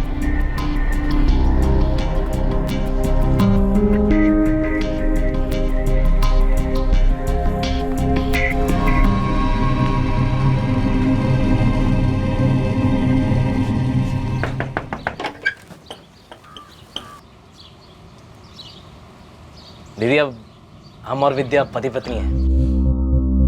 ना, बहुत गलत कर दिए तुम।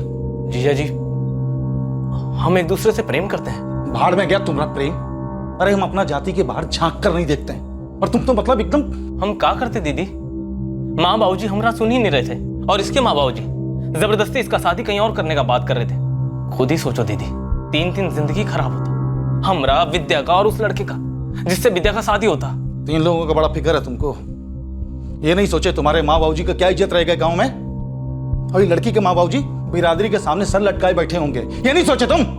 देखो तरुण, इसे भगा के शादी करना ठीक ना है।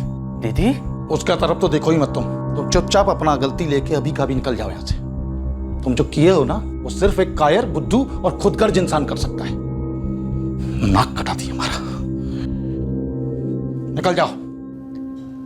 आज तक हम लोगों को स्वीकार नहीं किया दोनों तरफ से, इसीलिए हम अपना नाम वाम बदल कर कानपुर में अपना गृहस्थी बसा लिए।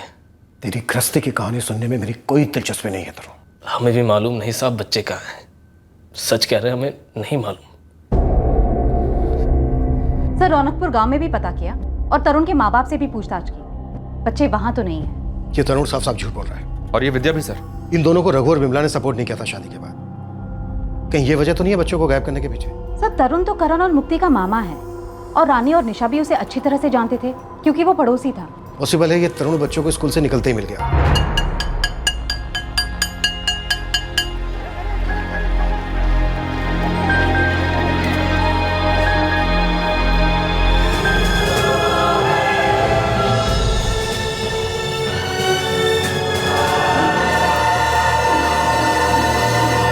निशा और रानी को कोलेटरल डैमेज मान सकते हैं सर।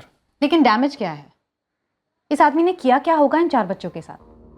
2 साल हो गए सर। 3rd डिग्री के बावजूद एक ही बात पैदा हुआ है कि शराब के नशे में बकवास करके अपने दोस्तों के साथ। इसे सच में नहीं मालूम कि बच्चे कहाँ। सर विद्या का भी कुछ ऐसा ही है। ये विमला और रघु आज शाम को पहुंच रहे हैं सर। एक काम करते हैं, विमला से बात करवाते हैं। बड़ी बहन है, शायद पिघला दे। पुलिस हमको कुछ बता ही नहीं रही है। तरुण और विद्या को अंदर किए हैं, पूछताछ जारी है। बच्चों की कोई खबर ही नहीं। विमला, पुलिस कह रही है कि तुम्हारा भाई तरुण और विद्या कानपुर में अलग नाम से रह रहे थे, गिरीश मिश्रा और चंदा बनकर। तरुण ने शराब पी के अपने 2 दोस्तों को बोला है कि 4 बच्चों को उसी ने गायब किया है। गायब किया मतलब? है कहाँ वो?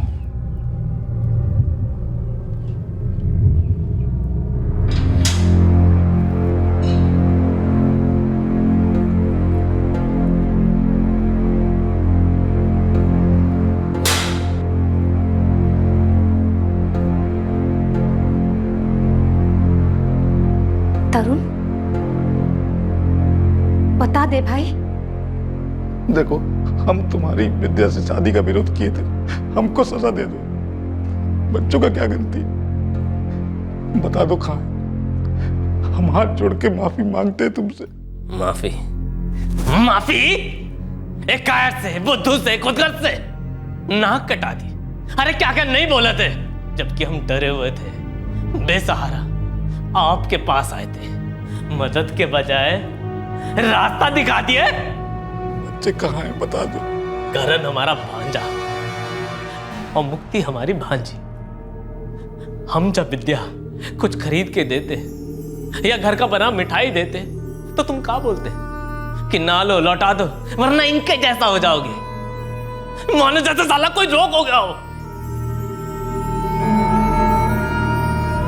इकलौते भाई है तुम्हारे, हमें हमेशा प्यार दिया तुमने, लेकिन जब हमें सबसे ज्यादा जरूरत था तुम्हारा, हमारे सर पर एक नए दुल्हन का जिम्मेदारी था, हाथ छोड़ दिया हमारा। मिल गई जीजा जी के साथ हमें बेइज्जत करने के लिए। तरुण, जो भी गिले शिकवे हैं, हम और तेरे जीजा जिंदगी भर माफी मांगेंगे। जो बोलो करेंगे। बस बच्चों से मिलवा दो। हमारे साथ गुस्सा थे, लेकिन मंजू बहन और योगेश भाई का क्या कसूर है? उनके बच्चों ने तो तुम्हारे कचू नहीं बिगाड़ा। कसूर ना उनके बच्चों का था और ना ही आपके बच्चों का। हमें तो बस जीजा जी को दर्द देना था, और आपको भी दीदी। हमको जितना दर्द देना दे दो, पहले बच्चों से तो मिलवा दो। 2 साल हो गए, तरस गए उनसे मिलने के लिए।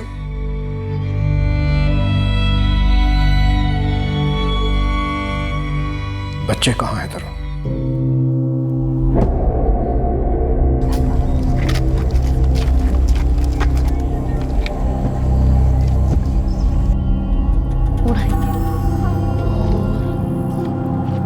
अरे मामा जी, मामा जी, आप यहाँ क्या कर रहे हैं? हम तुम्हें और मुक्ति को मेला ले जाने आए हैं। मेला? अरे रानी निशा, तुम भी चलो मेला हमारे साथ, खूब मजा करेंगे। रानी और निशा को साथ ले जाने का कोई मतलब नहीं था, लेकिन उन्होंने हमको देख लिया था। वो मुंह खोल देते हैं, इसीलिए उनको साथ ले जाने के अलावा हमारे पास कोई चारा नहीं था। हाँ मंजू भाभी, हाँ सुनिए ना, हमें करण मुक्ति के साथ आपकी रानी निशा को मेला ले जाएं? हाँ हाँ हाँ, घंटे तक आ जाएंगे। अजी हाँ, कुछ खिला भी देंगे। यस। चले?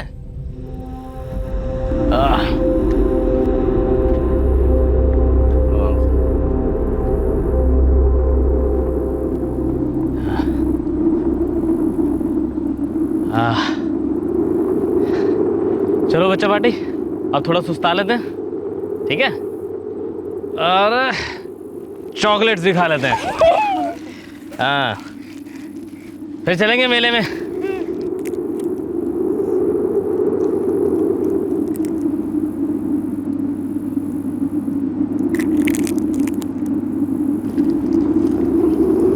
मामा जी, मुझे ना सब में बहुत मजा आ रहा है। मेला, चॉकलेट, सब कुछ। हमें भी। तरुण बच्चे कहाँ है सर? तरुण बोलता क्यों नहीं है?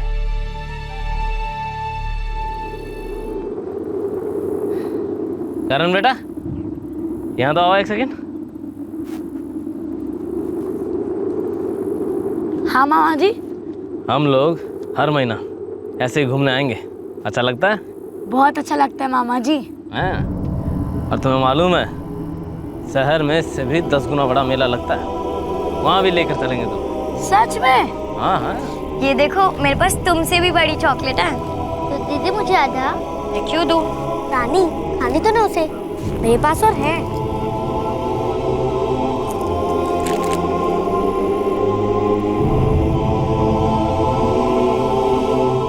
मामा जी, मेले में कब जाएंगे? अभी जाएंगे बेटा, बस।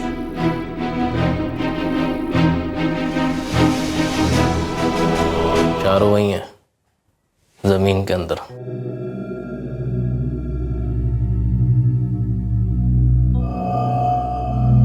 अरे कहाँ बोला? कहाँ है हमारी बच्चियां? इमला, कुछ तो बोल। हमारी रानी और निशा कहाँ है? काहे कछु नहीं बोल रही?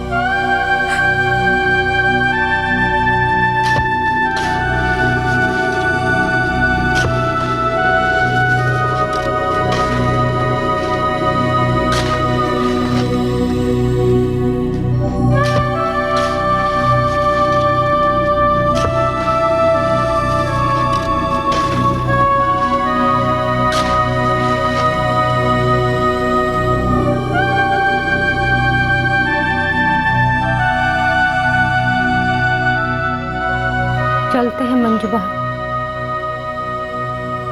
योगेश।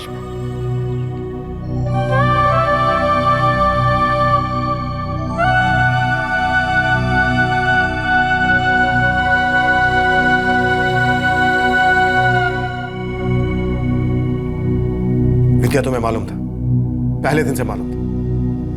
तरुण ने हमें सब कुछ बता दिया। वो हमारे पति है साहब, हम डर गए थे। हमें मालूम था कि उनसे गलती हुई है। गलती? ये गलती सुधारी नहीं तुमने, इसे तुम ठीक कर सकते थे, छोड़ सकती थी ऐसे क्रूर इंसान को। बच्चों के माँ बाप से बता सकते थे कि तरुण ने करण, मुक्ति, निशा रानी का कत्ल कर दिया। तो परिवार बेचारे 2 साल तक तिल तिल कर किस्तों में तो ना मरते।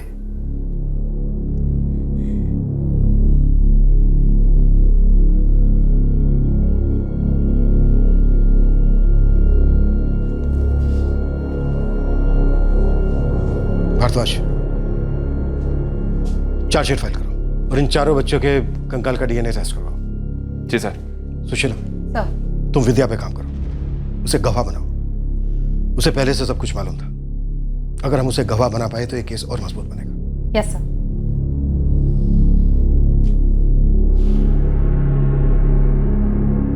तरुण को आईपीसी की धारा 302 के तहत गिरफ्तार किया गया है।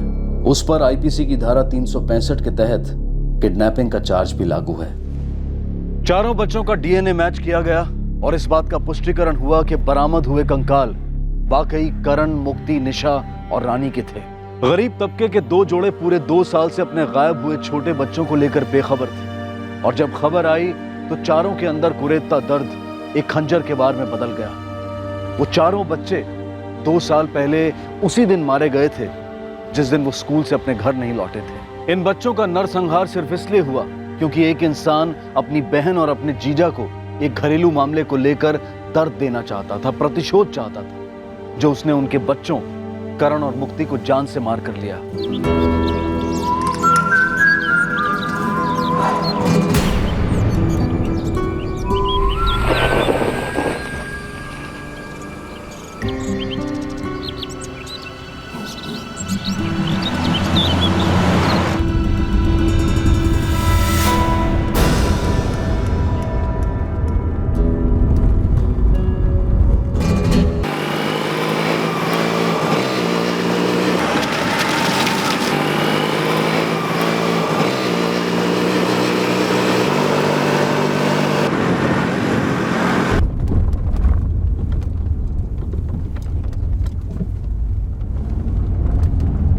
मैं कोई बहाना बनाकर कार किसी सुनसान जगह पर रोक दूंगा।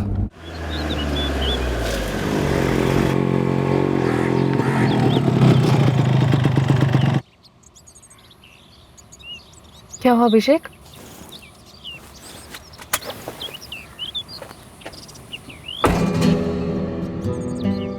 जब मैं गाड़ी से बाहर निकलूंगा तुम आगे बढ़ना, सीधा सुप्रिया पे अटैक कर देना।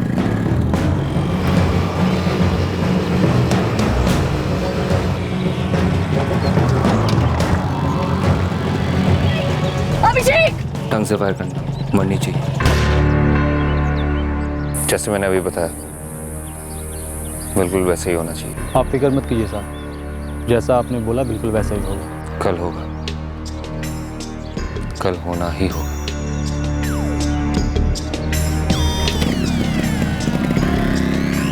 सब कुछ परफेक्टली प्लान किया था, कोई गुंजाइश नहीं छोड़ी थी, लेकिन जो अनदेखा है उसकी प्लानिंग कैसे करें? एक अरसा हो गया सुप्रिया मम्मी जी के घर गए हुए, चलते हैं ना? ये तुम मुझे बताओगे अभिषेक? मेरा भी मन है उनसे मिलने का, पर ये आज ही जाने की क्या जिद है? यार जिद विद कुछ नहीं है, मैं फ्री था, सोचा ड्राइव पे हो आओ, उस बार मम्मी जी से भी मिल लेंगे। या उनके हाथों का पकौड़े खाने का बहुत मन कर रहा है। आज नहीं अभिषेक, आज मेरा ट्रैवल करने का बिल्कुल मूड नहीं है। अभी हम निकले नहीं है, थोड़ा टाइम लगेगा। साहब अब तो निकलना ही पड़ेगा, और देरी की तो बाईपास रोड पर ट्रैफिक जाम लग जाएगा, फिर तो काम होने से रहा। जानता हूँ, फोन करता हूँ।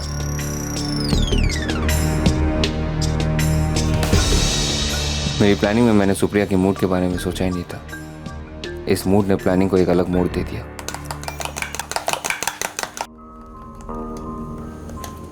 चलो ना यार सुप्रिया, चेंज हो जाएगा दोनों के लिए। चेंज हो जाए इसीलिए तो कहती रहती हूँ, शिफ्ट होते हैं शिफ्ट होते हैं, पर आप मानते ही नहीं हो। मान गया ना बाबा, होते शिफ्ट। पापा के इतने सारे फ्लैट्स हैं किराए पर, दिल्ली, फरीदाबाद और कहाँ कहाँ, कहीं भी शिफ्ट हो जाते हैं। ठीक है, मैं जल्दी पापा से बात कर लेता हूँ, दिल्ली शिफ्ट हो जाते।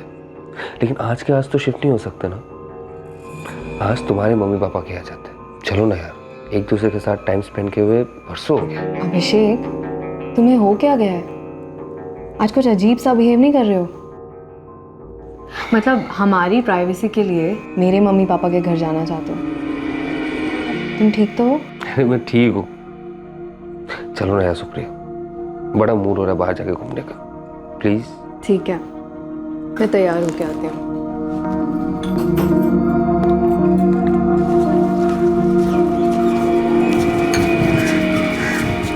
अभिषेक आज कॉलेज नहीं गया? नहीं माँ, वो छुट्टी ली है, सोचा सुप्रिया के साथ कहीं घुमाओ, पलवल हुआ उसके मम्मी पापा से मिलके। अच्छी बात है, सुप्रिया का मन भी थोड़ा बहल जाएगा। वैसे भी आजकल वो थोड़ा उखड़ी उखड़ी सी रहती है। चलता हूँ माँ, चलता हूँ।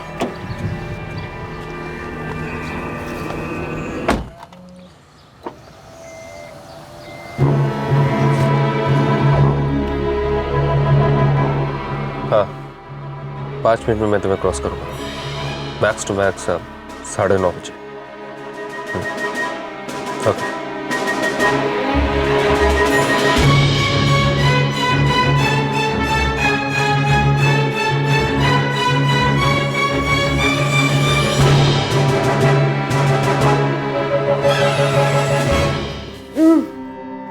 वाह आंटी, पूरी दुनिया के दही भल्ले एक तरफ और आपके एक तरफ दी बेस्ट है। तो खा ना, तू और ले, तू आराम से खा। घर के लिए ना मैंने अलग से पैक करके रखे। माँ खा। काजल सब कुछ अकेले खा गई या मेरे लिए भी बचा है? और जोकर, ये सारे सिर्फ मेरे लिए बने हैं, दूर रहे। अच्छा छी, आंटी बचपन से ऐसा है क्या? या बाय बाय अंकल। अभी बेटा आराम से चलियो। अरे अंकल, ये कार्टून ना स्लो मोशन है, बाइक भी साइकिल की स्पीड से चलाता है ना? अच्छा चल बेटा दिखाता हूँ तुझे।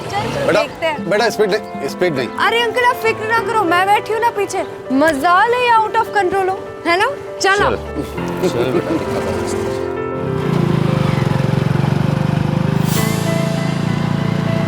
अब पे हो आर्ट फिल्म के हीरो, ये बैलगाड़ी नहीं है, बाइक है। इस स्पीड में चलाएगा ना तो हम कल की फर्स्ट लेक्चर में पहुंचेंगे। मुझे वैसे भी आज का लेक्चर मिस करना है, क्योंकि मिस सुजाता मेरे लिए कैंटीन में वेट कर रही है। कौन? मिस सुजाता? अबे साले, तेरा बड़ा दिल आ रहा है उस छिपकली पर? और नहीं तो क्या, लड़की है, खूबसूरत है, स्मार्ट है। अच्छा, तो क्या तू उसे प्रपोज करने वाला है? समझो कि कर दिया। सच्ची? हाँ जी सच्ची। अबे जाओ यार जाओ, तुझ जैसे चंपू, डफर, जोकर टाइप लड़के को ना वो राखी तक नहीं बांधेगा। तेरे जैसे नहीं है ना, तुझसे लाख गुना स्मार्ट है, समझी? मैं क्या बोल रहा हूँ तुम लोगों को, 2:30 बजे तक निकलते, 3:15 बजे तक सिनेमा हॉल पहुँच जाएंगे। अबे 3:15 का शो, 3 बजे पहुंचना होगा, टिकट के लिए लाइन भी होगी ना। नहीं 1:45 बजे तक निकलते। यार ये सही बोल रहे हैं यार, ये कर लेते, टिकट कर लिया मैंने, इसको बोला था टिकट। अरे सुन अभिषेक, आज मैं तेरे साथ घर नहीं आ रही, ओके बाय। क्यों, एक्स्ट्रा लेक्चर है? अरे नहीं, कुछ और प्रोग्राम है। क्या प्रोग्राम है? कुछ पर्सनल सा। चल बाय।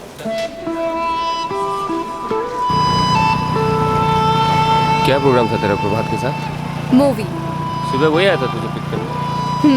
करेक्ट। लट्टू हो रही है उस पर?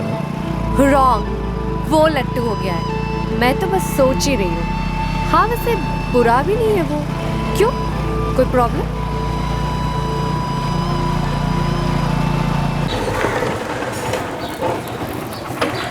चल आ जा। अरे कहाँ जा रहा है तू? खाना खा के जाओ, परसों तेरे यहाँ खाया था ना, आज तेरी टर्न है, आ जा। नहीं मुझे घर जाना है, लेट हो रहा है। प्रॉब्लम क्या है नौटंकी के बाद? मुंह क्यों उतरा हुआ है तेरा? बोल। प्रभात के साथ सीरियस है तू? तुझे क्यों बताऊं मैं? सुनना है, मैं जा रहा हूँ। सीधे सीधे बोल इडियट, प्रॉब्लम क्या है? 4 साल से जानता हूँ तुझे, प्यार करता हूँ तुझसे। अगर तुझे ये बात समझ में नहीं आ रही है ना तो तू बाहर में जा, मेरे साथ नौटंकी करने की कोई जरूरत नहीं है। अरे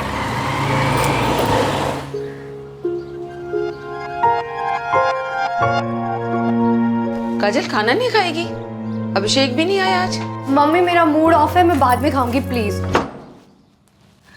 ये तुम दोनों के झगड़े में दरवाजा क्यों पटकती है? ये लास्ट टाइम होगा अभिषेक कि तूने मेरा फोन नहीं उठाया, याद रखना। क्या है? तेरी वो मिस सुजाता के साथ कहाँ तक बात पहुंची है? तुझे क्यों बताऊं? नहीं तू बोल रहा था ना कि वो मुझ जैसी नहीं है, मुझसे तो लाख गुना स्मार्ट है। तो तू कौन से ढंग से बात करती है? आर्ट फिल्म का हीरो, जोकर, घनचक्कर। प्यार से बोलती हूँ डफर। फिर से डफर बोला? प्यार भी तो बोला इडियट। प्यार, प्यार समझ में आता है? लव, जो मैं तुझसे करती हूँ। क्या हुआ? तूने पहले क्यों नहीं बोला? तूने बोला? आज बोला तो मैंने भी तो बोला। चल ले दोबारा बोलती हूँ, आई लव यू। अब बोल, क्या हुआ? बोलती बंद हो गई बुद्धू की? हेलो हेलो अभिषेक, हेलो हेलो अभिषेक। यार मैं क्या कह रहा था, बंटी को मम्मी के पास छोड़ जाते ना, वो संभाल लेगी। क्यों? यार हमेशा ये क्यों क्यों क्यों, तुम्हारे साथ टाइम स्पेंड करना है ना, क्वालिटी टाइम मतलब समझती हो? अभिषेक तुम आज कुछ अजीब सा बर्ताव नहीं कर रहे हो? पहले बोल रहे थे कि मम्मी पापा के घर जाना है। वही तो जाना है ना, बंटी के बिना। उन्हें नहीं मिलना क्या बंटी से? अरे हाँ, लेकिन तुम समझने की कोशिश क्यों नहीं कर रही हो यार? देखो ऐसा है अभिषेक, अगर हम जाएंगे तो बंटी के साथ ही जाएंगे, ये मैं डिसाइड कर रही हूँ। इनके बीच कुछ ठीक नहीं है, और सुप्रिया भी हमारे साथ अच्छे से बात नहीं करती। ये सुप्रिया चाहती क्या है? क्यों हमसे हमारा बेटा छीनना चाहती है? ना ना ना, वापस तो मैं हरगिज नहीं जाने वाली। पागलों वाली जिद कर रहे थे ना, आज ही जाना है आज ही जाना है, तो चलो अभिषेक चलो।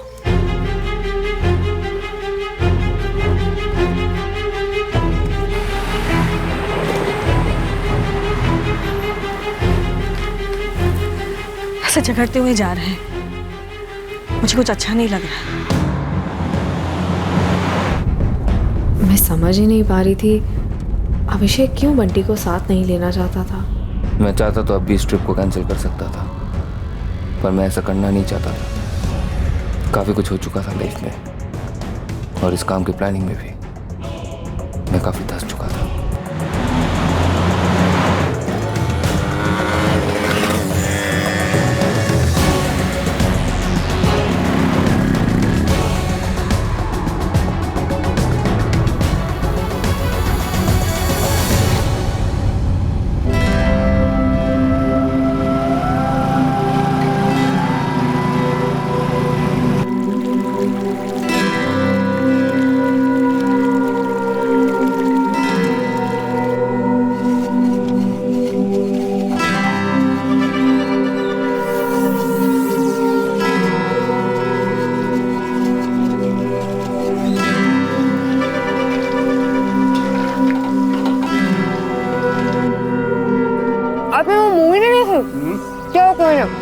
मैं ना उसकी डीवीडी लेके आऊंगी, फिर साथ में मिलकर देखेंगे। ये बढ़िया रहेगा। उस दिन मैं तुझे पकौड़े के साथ साथ पॉपकॉर्न भी खिलाऊंगा। जयपाल इसमें से क्यों ले रहे? ये आंटी ने मेरे लिए बना, अपने लिए जाके खुद बनवाओ। अरे एक ही तो टेस्ट कर रहा हो, देना। क्यों दूं? फुटे यार, जाओ जाओ जाओ जाओ। अजीब है यार ये लीजिए, खाओ बेटे। अरे अंकल कोई प्रॉब्लम नहीं, मैं खा लेता। अरे भाई कैसे कोई प्रॉब्लम नहीं है, हैं? ये काजल कुछ भी करेगी और हम लोग मान लेंगे? ना ना ना ना ना बेटा, रोटी हमेशा गरम ही खाते हैं। करेक्ट, रोटी हमेशा गरम ही खानी चाहिए, है ना? कोई बात नहीं बेटा, मैं तुम्हारे लिए एकदम गरम रोटी लेकर आती हूँ।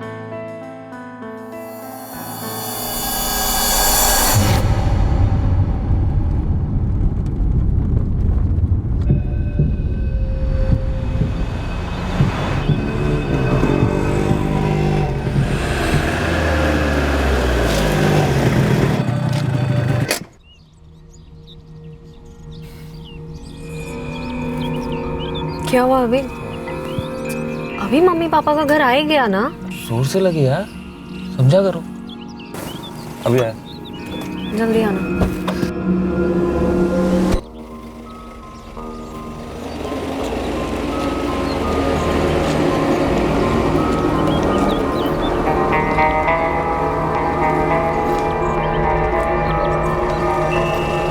मैं उन दोनों को सिग्नल देना चाहता था कि नहीं, अभी नहीं, लेकिन कर ही नहीं पाया क्योंकि सुप्रिया की नजर बराबर मुझ पर टिकी हुई थी।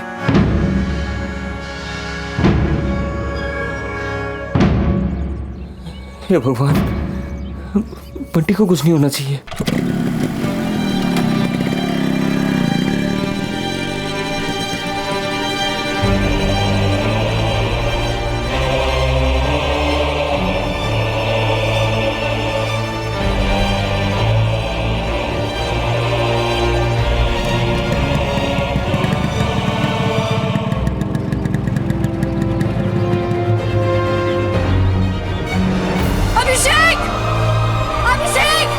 ये मकाम तभी मुकम्मल हो पाता जब ये सारा कांड भुला दिया जाता, ये समझकर कि ये कोई रॉबरी का मर्डर का केस था।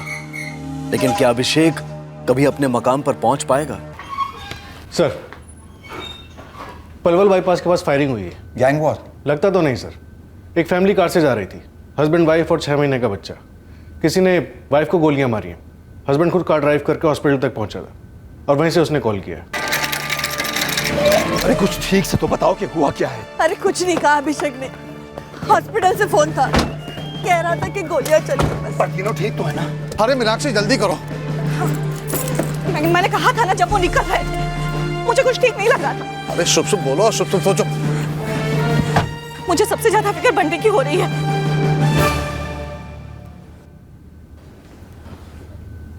यहाँ आने से पहले ही उनकी मौत हो गई थी। Excuse me.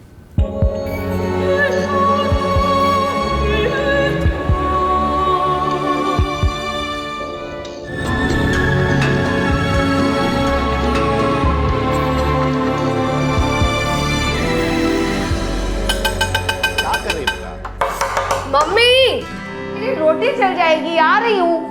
मम्मी वो सब बाद में करना, अभी अभी अभी आओ। अरे बेटा क्या हो गया है? पापा दोनों को साथ में बताऊंगी, मोस्ट इम्पोर्टेंट है। अब आप ही जाओ भाई।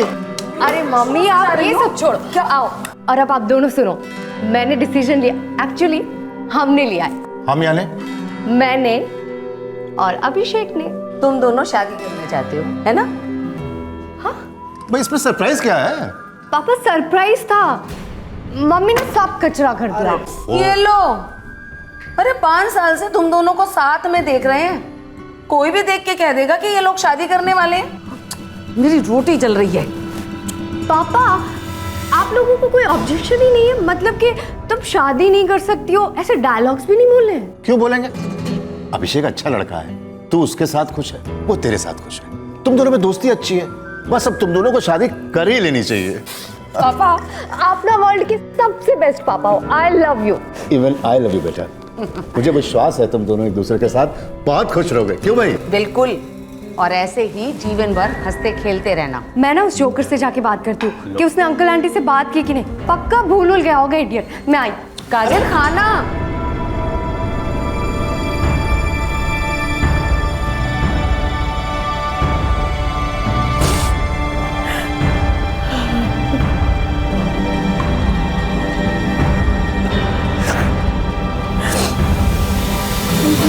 ये सब क्या हो गया पापा? ऐसे कैसे गोली मार दी किसी ने? भगवान ही जाने बेटा, मेरी तो कुछ समझ में नहीं आ रहा। मैंने गाड़ी साइड में पार्क किया था बाथरूम जाने के लिए। सुप्रिया और बंटी गाड़ी के अंदर थे। अचानक से फायरिंग की आवाज सुनी। मैं गाड़ी की तरफ भाग गया। सर वहां पे एक बाइक पे 2 लोग थे, एक सुप्रिया पे गोलियां चला रहा था। जब मैं उनकी तरफ भागा, दूसरा बंदा सुप्रिया के गले से चेन और वो इयररिंग्स उतार रहा था। मैं लपका, कुछ झड़प से हुई। जिसके हाथ में वो बंदूक थी उसने मुझ पे बंदूक भी तानी थी, लेकिन उसका बंदूक चला नहीं। आपके बच्चे को कुछ नहीं हुआ? हमारा बंटी सुप्रिया के गोदी में था।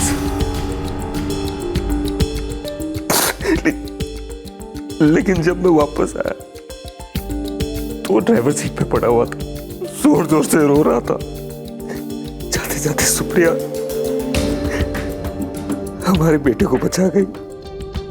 अच्छा, ये जो 2 लोग मोटरसाइकिल पर आए थे, उनके चेहरे ढके हुए थे?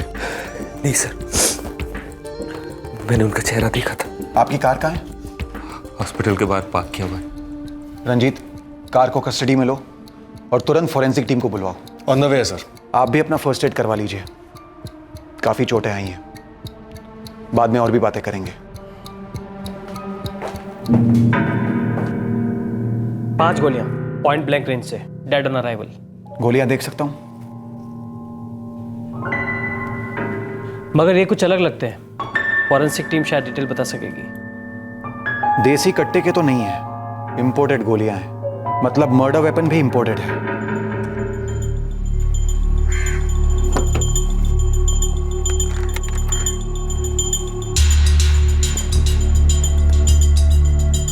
ये अभिषेक भल्ला फरीदाबाद के पास कमलपुर का रहने वाला है। विक्टिम सुप्रिया भल्ला का मायका पलवल में है, जहाँ के लिए लोग निकले थे। मियाँ बीवी और बच्चा 6 महीने का है, बंटी भल्ला। और ये अभिषेक बता रहा था कि उसके वाइफ की गोल्ड चेन, इयररिंग्स, पर्स सब लुट गए। लोकल गैंग्स को खंगालता हूँ सर। लोकल गैंग्स अक्सर देसी कट्टे यूज करते हैं, लेकिन यहाँ शायद मर्डर वेपन इंपोर्टेड गन है। हो सकता है ये लोग बाहर के हो सकता है सर। वो लोग वहाँ से निकल रहे हो, गाड़ी रुकी देखी और अटैक कर दिया। ऐसा अटैक? 5 गोलियां दाग दी इंपोर्टेड वेपन से? सर ये अभिषेक बता रहा था उसने हमलावरों के चेहरे ठीक से देखे। मैंने स्केच आर्टिस्ट को बुलवाया, देखते हैं क्या निकलता है। प्रिया ने कहा था पास में मम्मी पापा का घर है, वहां चले जाओ ना बाथरूम। मैं आगे बढ़ा, पीछे से सुन लेनी चाहिए तो उसकी बात।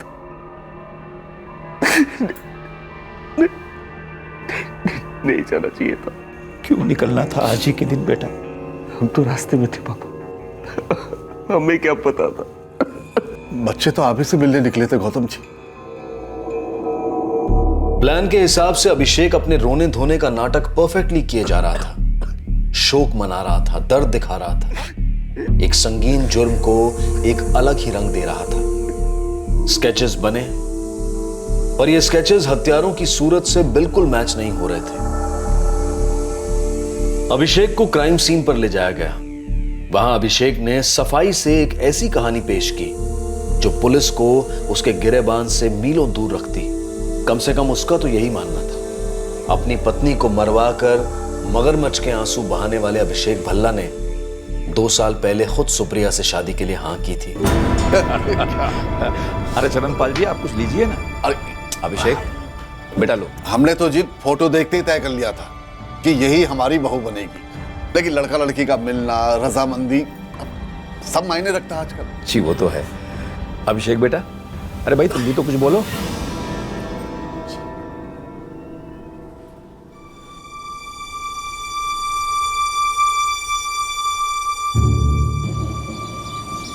Hello aunty. ये क्या आंटी, आप हमारे घर आ जाती या मुझे अपने घर बुला लेती? नहीं बेटा, दोनों जगह ठीक नहीं थी। कोई बात नहीं, बताइए।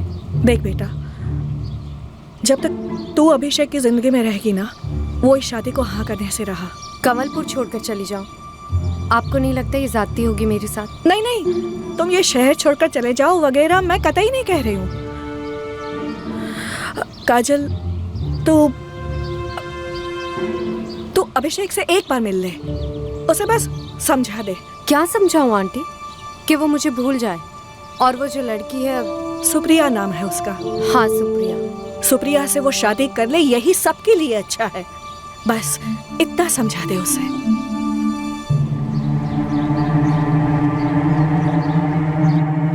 ये तुम कह रही हो काजल? मैं कह रही हूँ अभिषेक। इसलिए नहीं कि मैं सती सावित्री सेक्रीफाइस टाइप हूँ, पर इसलिए क्योंकि तू अपने पेरेंट्स को हर्ट कर रहा है। वो चाहते हैं कि तेरी शादी किसी सुंदर, सुशील, संस्कारी लड़की से हो, जो कि वो सुप्रिया है। वो तेरी शादी मुझसे कभी नहीं करवाएंगे। मैं कुछ समझा नहीं पापा। काजल तुम्हारी अच्छी दोस्त है, प्यारी है, वो सब ठीक है, लेकिन बीवी नहीं बन सकती। ठीक नहीं लगेगी जोड़ी। क्यों? वो हंसी मजाक, टांग खींचना, वो तुम्हें वो इज्जत नहीं देगी जो एक पत्नी अपने पति को देती है। ये इज्जत की बात कहाँ से आ गई? हाँ, पापा सही कह रहे। मुझे मालूम है तुम दोनों के बीच में वो फीलिंग्स वगैरह कुछ रही होगी, लेकिन बेटा शादी एक कॉलेज की पिकनिक की तरह नहीं है। बाइक, कंप्यूटर, फोन, कभी किसी चीज के लिए ना नहीं कहा, लेकिन बेटा पत्नी कोई चीज नहीं होती। वो एक रिश्ता है जो सिर्फ तुमसे नहीं पूरे परिवार से होता है। और हम दोनों काजल को बहू के रूप में नहीं देख सकते। मैंने तुमसे कहा ना, वो तुम्हें वो इज्जत नहीं देगी। वो जोकर टफर जो भी बुलाती है ना, वो दोस्ती में बुलाती है, मजाक में बुलाती है, मुझे इंसल्ट नहीं करती है वो। बेटा वो तेज है, तुम पर हावी है। हमने पूरी जिंदगी देखी है, पति पत्नी ऐसे हो ही नहीं सकते। और जो आज तुम्हें मजाक लग रहा है ना, कल वही अपमान लगेगा। बेटा लड़की में ना एक ठहराव होना जरूरी होता है, संयम। ये जो कंट्रोल कहते हैं ना, जबान पर, अपनी सोच पर, शरीर पर। ये गलत है। अब काजल को जानती हो ढंग से, वो मुंहफट हो सकती है, वो कंधे पे हाथ रख सकती है, लेकिन वो चीप नहीं है। मैंने चीप नहीं कहा, मैंने कहा ठहराव। और दूसरा, ये जो उसकी ओवर फ्रेंडली होने की आदत है ना, शादी के बाद तो जाएगी नहीं। फिर 4 लोगों के सामने बिरादरी में उसके मुंह से कुछ निकल गया ना, तो चीप नहीं, बहुत महंगा पड़ेगा। देखो बेटा, जिद पकड़ के बैठोगे तो हम बहुत दुखी हो जाएंगे, क्योंकि हम कुछ कर नहीं पाएंगे। पर इतना याद रखना, माँ बाप को दुख देकर कोई भी जोड़ा सुखी नहीं रह सकता। अबे यार अभिषेक, ये जलेबियां बनाना ना तेरे बस की बात नहीं है। तो ये गोल गोल बकबक ना कर, सीधे सीधे बोल कि प्रॉब्लम क्या है। वही ना वो स्टैंडर्ड वाली बात, या फिर एक ही गोत्र। ऐसा नहीं है काजल, वो उनके अपने इश्यूज है। कैसे इश्यूज? किससे इश्यूज? मुझसे? ओ हेलो जलेबी वाले हलवाई जी, सीधे सीधे बात करो, ये चाशनी में डुबो के बात मत करो। यही प्रॉब्लम तुम्हें किसी से भी ना, खास करके मुझसे रेस्पेक्ट देके बात करना तो आता ही नहीं है। रिस्पेक्ट मतलब? मैं कुछ समझी नहीं अभिषेक। एक तो तू तड़क करके बात करती हो, किसी के सामने कुछ भी बोलती हो। कभी सोचा है लोग कैसे रिएक्ट करेंगे? किसी भी नाम से पुकारती है मुझे। कभी सोचा है कि क्या अभिषेक? बाबू आई लव यू। मुझे नहीं समझ में आ रहा है कि तुम क्या सोच के किस बारे में बात कर रहे हो। प्लीज बताओ कि मैंने तुम्हें ऐसा क्या कह दिया। काजल, मैं भी फोन रखता हूँ। कल दीदी और जीजू जब मम्मी पापा से बात कर लेंगे फिर मैं तुम्हें फोन करूंगा।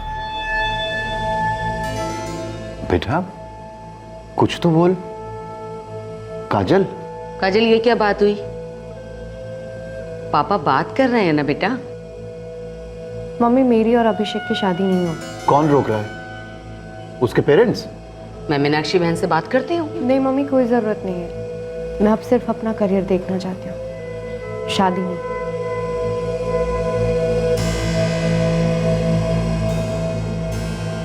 बेटा वो रोटी ठंडी है, ये गरम वाली ले ले बेटा। नहीं पापा, ये ठीक है, चलेगी, मैं चला लूंगी। अभिषेक, तू कर ले सुप्रिया से शादी। कम से कम तू तो खुश रहेगा। मैं खुश रहूंगा तो खुश रहना सीख लेगा। वो तेरी काफी रिस्पेक्ट करेगी, आप कहकर बुलाएगी। वैसे भी तेरी ख्वाहिश थी ना कि तेरी शादी मुझ जैसी लड़की से ना हो। अभिषेक तो अपने पेरेंट्स का लाडला है, मैं भी हूँ। तो जो नहीं हो सकता है उससे खुद को ताप क्यों देना, और माँ बाप को भी। देख, मैंने आंटी से कहा था मैं तुझे मनाऊंगी, तेरी शादी में आऊंगी और तेरे सर से मेरा भूत भी उतारूंगी।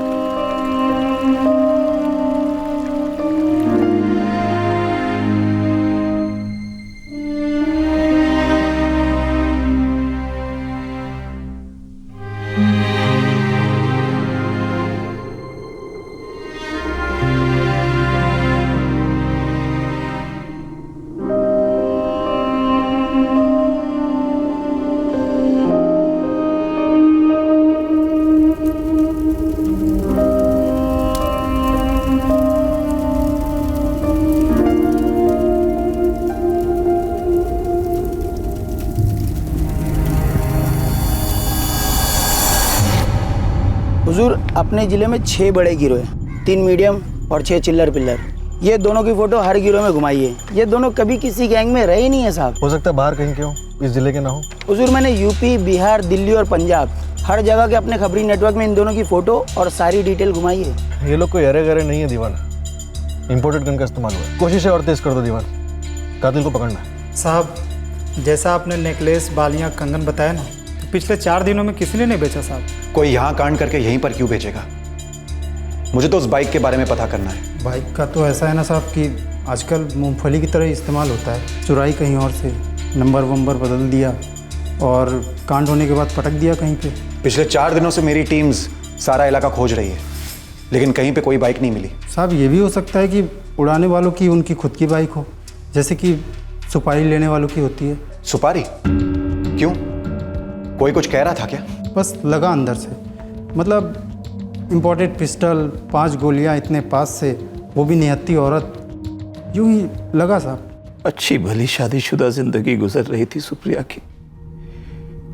6 महीने का बच्चा भी, फिर सुप्रिया को मरवाने का सवाल ही कहाँ उठता है इंस्पेक्टर साहब। शायद यही वजह हो कि वो बहुत खुश थी और कोई और नाखुश।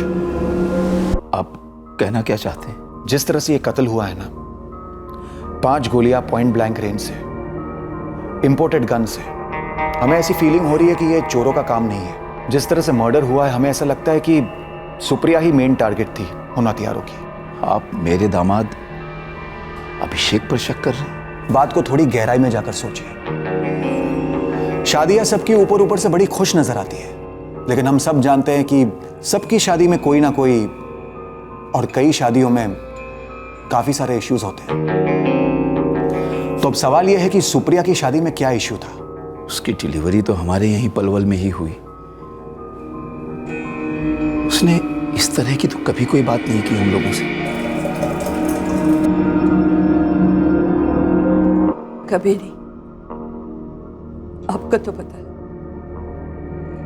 हमारी बेटी सुप्रिया कुछ छुपाने वालों में से नहीं है। पुलिस की एक बात मुझे बार बार खटक रही। 5 गोलियां दागी गई, लेकिन अभिषेक को कुछ नहीं हुआ, ना ही बंटी को।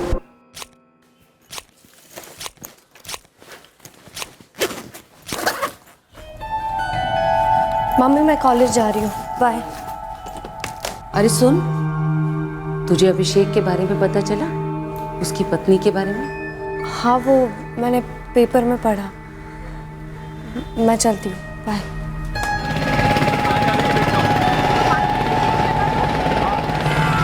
सर, अभिषेक और सुप्रिया के फोन रिकॉर्ड से किसी अफेयर वफेयर की कोई बू नहीं आ रही। और वो चोरी वाला एंगल अभी तक कोई सामने नहीं आया। नहीं सर, और बवाल मचा हुआ है कि दिन दहाड़े ऐसा कैसे हो गया। अब बवाल मचने वाली बात है तो है, गहलोत तुम ही सोचो ना। दिन दहाड़े लूट, मर्डर, 5-5 गोलियां, सोचने लायक चीज है ये। अब देखो, मर्डर लोकेशन बाईपास रोड, जहां अक्सर ट्रैफिक कम होता है। मर्डर वेपन इंपोर्टेड गन, 5 गोलियां क्लोज रेंज से चलाई गई। जाहिर इंटेंशन मर्डर ही था। अब उस लड़की को लूटने के लिए उसका कत्ल किया गया या फिर उसका कत्ल किसी और कारण से हुआ और लूटना सिर्फ एक बोनस था या बहाना, यह हमें पता करना होगा। अभिषेक भल्ला ने गाड़ी यहां रोकी होगी, वो उतरा बाथरूम करने। अब वो किलर्स या तो यहां से आए होंगे या फिर यहां से, और 5 गोलियां दाग दी उस औरत में। गोलियां मक्खन की तरह चली होंगी सर, इंपोर्टेड गन से। और पति का कहना है कि जब हमलावरों ने उस पर हमला किया तब गन जैम हो गई थी। गहलोत, मोटा मोटा तो ऐसा लगता है जैसे उस हस्बैंड ने ही अपनी वाइफ को मरवाया है, पर यह भी तो हो सकता है कि सामने जो नजर आ रहा है वो कुछ और ही है। रास्ता कोई दिखाया जा रहा है पर मुकाम कोई और ही है।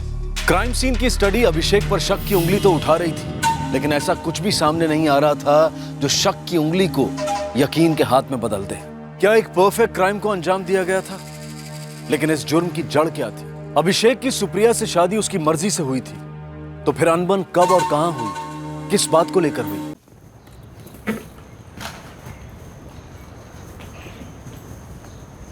सुप्रिया, अरे बेटी उठ जाओ। क्या हो मम्मी जी? 9:30 बज गए।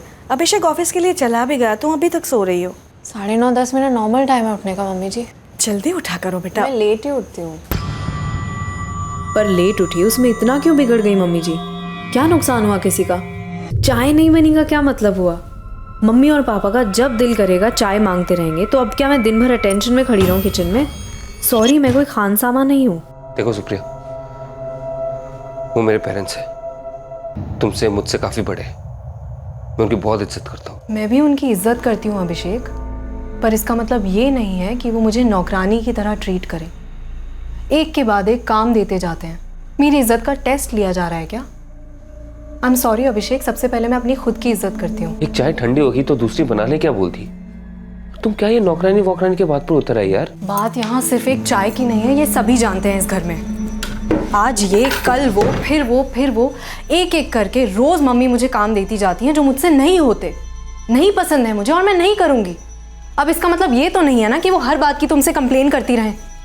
ऐसे तो तुम सिर्फ एक कंप्लेन बॉक्स बनकर रह जाओगे, ना उनके बेटे बन पाओगे और ना मेरे पति। उन्होंने कोई कंप्लेन नहीं किया है, बातों बातों में बोल दिया है। पर तुम उस पर एक्शन ले रहे हो, मुझसे सवाल जवाब कर रहे हो। क्या समझूं मैं इस चीज़ का? देखो अभिषेक, अगर तुम लोगों को लगता है कि मैं एक टिपिकल बहू हूँ, सारी बातें सुनने वाली औरत हूँ, तो आई एम सॉरी, मैं ऐसी कतई नहीं हूँ। मुझे अपनी इंडिपेंडेंस पसंद है। जो काम पसंद है करूँगी, जो नहीं पसंद है नहीं करूँगी। सो प्लीज़, सिर्फ अपने पेरेंट्स को समझने की बजाय तुम मुझे भी समझने की कोशिश करो। सब ठीक हो जाएगा अभिषेक, एंड ट्रस्ट मी, मैं कोई विलन नहीं हूँ।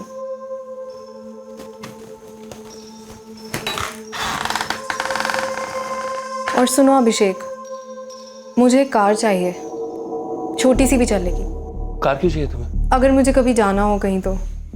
ड्राइविंग आती है मुझे। तुम्हें कहाँ जाना होता है? ऐसे ही कभी मेरा मन करे कहीं जाने का तो ऑटो ले लेना, कार की क्या जरूरत है? तो फिर पापा को क्या जरूरत थी कार की? तुम अपनी लिमिट क्रॉस कर रही हो, लिमिट में रहो, ठीक है? ठीक नहीं है। तुम्हारे पापा ने मेरे पापा से कहा कि उन्हें एक कार चाहिए, और मेरे पापा ने कार दी भी शादी के वक्त। अब अगर मैं तुमसे एक छोटी सी कार मांग रही हूँ तो इसमें प्रॉब्लम क्या है?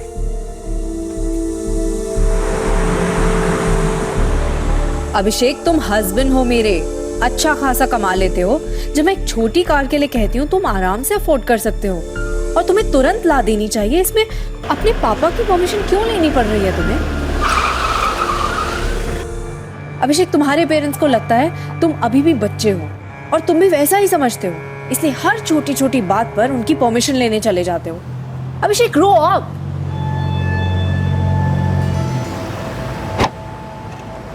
काजल,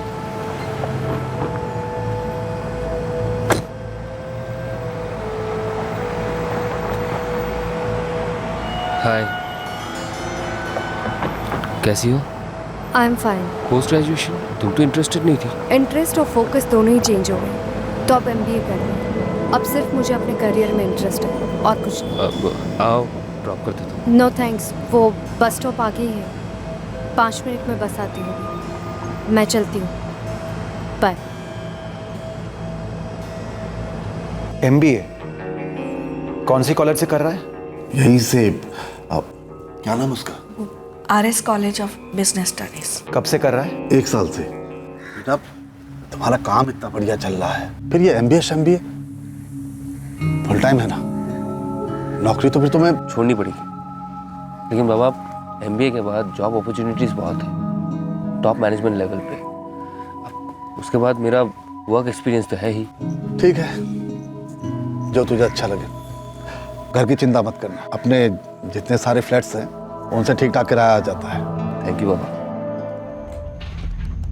तुमने जॉब छोड़ दिया अभिषेक? हाँ, लास्ट मंथ नोटिस दे दिया कंपनी ने। मैं तुम्हें बताने वाला था। पर पता चला मुझे मम्मी जी से।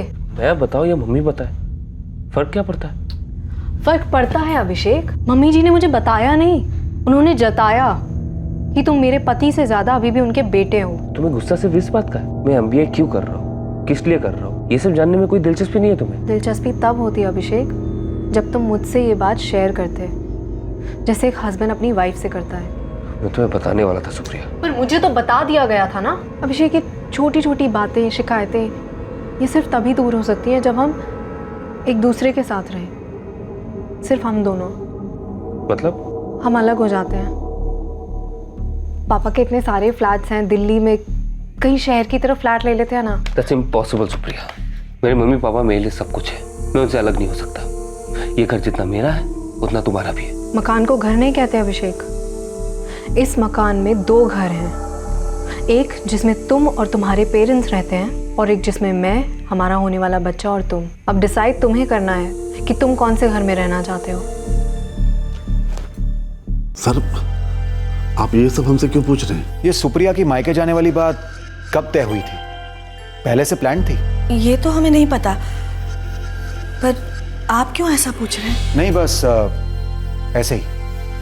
गेहलोत किसी को RS college of business studies भेजो, पता करो वहां से हमें कुछ मिलता है क्या, क्योंकि यहां हमारे पास कोई ठोस लीड नहीं है। हो सकता है वहां से कुछ मिल जाए। Right sir. क्या मीनाक्षी?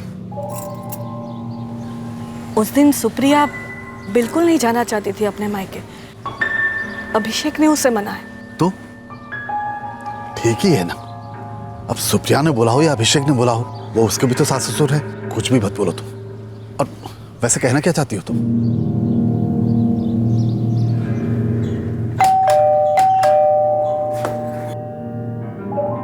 अरे मीनाक्षी बहन, आओ ना, अंदर आओ। सुलेखा, काजल क्या RS कॉलेज ऑफ बिजनेस में पढ़ती है? हाँ, MBA की पढ़ाई कर रही है वहाँ। क्या बात है?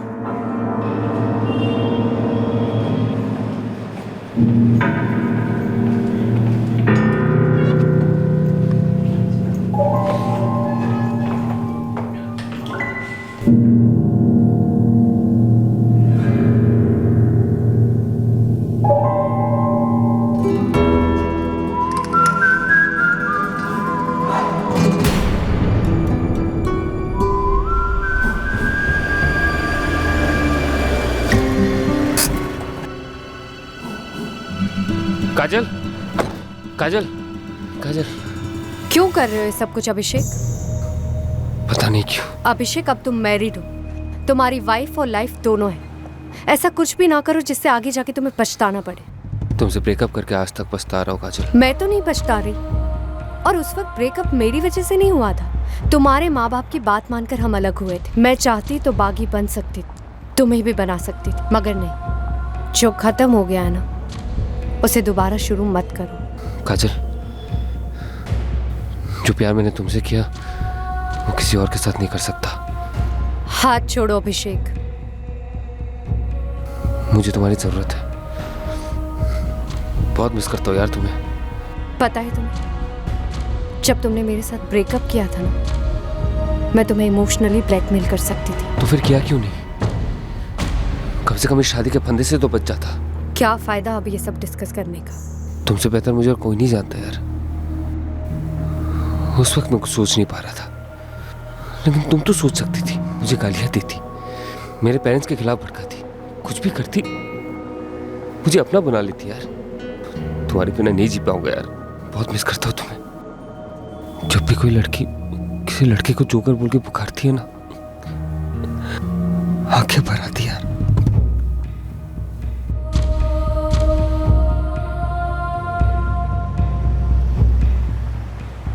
अभिषेक, मैं तुम्हें कभी नहीं छोड़ना चाहती थी, पर पता नहीं था हमारे प्यार को कैसे बरकरार रखे। मतलब सर, बहुत अच्छा दोस्त है हमारा अभिषेक। उसकी वाइफ के बारे में सुना, बहुत बुरा लगा सर। अभिषेक तुम लोगों के काफी करीब है? Yes sir. अभिषेक का किसी के साथ कोई अफेयर वफेयर? सर, एमबीए में किसी के पास अफेयर वफेयर करने का टाइम नहीं होता है। हाँ, और अगर उसको चल रहा है और वो सीक्रेट रखना चाहता हो तो कोई कैसे पता करेगा? मेरा एक सीक्रेट रखना। अभिषेक को पता नहीं चलना चाहिए कि पुलिस उसके बारे में पूछताछ कर रही है, ठीक है? आज कॉलेज आया अभिषेक? सर, वो तो पिछले 1 हफ्ते से कॉलेज नहीं आया, जब से उसकी वाइफ का। बंटी कहाँ है? अपने नाना के घर पे। उसे कुछ हो जाता तो मैं अपने आप को कभी माफ नहीं कर पाता। अभिषेक, तुम्हें जाना चाहिए, तुम जाओ। अब हमारा इस तरह से मिलना ठीक नहीं है। और हाँ, जब तुम मुझसे फर्स्ट टाइम मिले तब तुमने मुझे क्यों नहीं बताया कि सुप्रिया प्रेग्नेंट है? मैं कसम से कहती हूँ, मैं तुमसे दोबारा कभी नहीं मिलती। काजल, काजल तुम मेरी जिंदगी हो यार। अभिषेक, तुम बाप बन गए, फैमिली है तुम्हारी। हम बहुत ज्यादा गलत कर रहे हैं। काजल,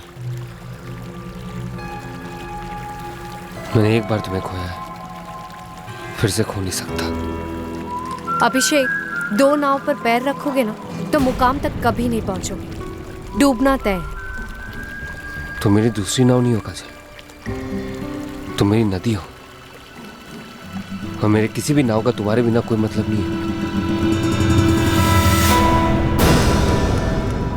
सर, अभिषेक के एमबीए के दोस्तों से काफी डिटेल में बात की मैंने। किसी लड़की या फिर किसी अफेयर की कोई बात सामने नहीं आई। बाकी कुछ और लगा तुम्हें? हाँ सर, एक बात है। क्या? अभिषेक की अच्छी खासी जॉब थी, जिसे छोड़कर उसने एमबीए की क्लासेस ज्वाइन की, लेकिन यहाँ के रजिस्टर से पता चलता है उसकी अटेंडेंस सिर्फ 30% थी। बाकी 70% वो कहाँ रहता था कुछ नहीं पता। डेफिनेटली नौकरी छोड़कर एमबीए करने के पीछे जरूर कुछ होगा, उस कॉलेज में ही होगा। नया नहीं होगा शायद, इसीलिए नजर में नहीं आया होगा। कुछ पुराना हो सकता है, उस एमबीए कॉलेज से भी पुराना। सर, मैं एक काम करता हूँ, अभिषेक के ग्रेजुएशन कॉलेज में जाकर पूछताछ करता हूँ, शायद वहां से कुछ पता चले। सुनिए, काजल जो थी वो उसी कॉलेज में एमबीए कर रही है, आरएस कॉलेज ऑफ बिजनेस। उस दिन सुप्रिया बिल्कुल नहीं जाना चाहती थी मायके। अभिषेक ने ही उसे मनाया।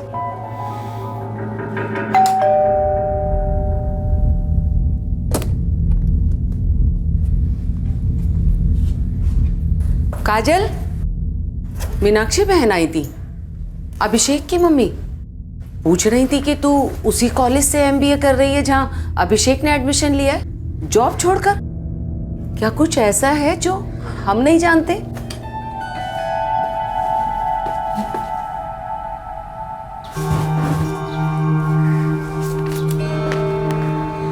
क्या हुआ? ऐसी क्या अर्जेंसी थी? यार, पुलिस आई थी कैंपस में। पूछ रहे थे क्या तुम्हारा कोई कॉलेज में अफेयर चल रहा है क्या? और कुछ नहीं, और कह रहे थे कि हम तुम्हें ना बताएं कि वो आए थे। यार, बात यहाँ तक आ पहुंची। ऐसा कुछ नहीं है, तुम लोग टेंशन मत लो। टेंशन हमको नहीं होगी, तुझे और काजल को सोचना है।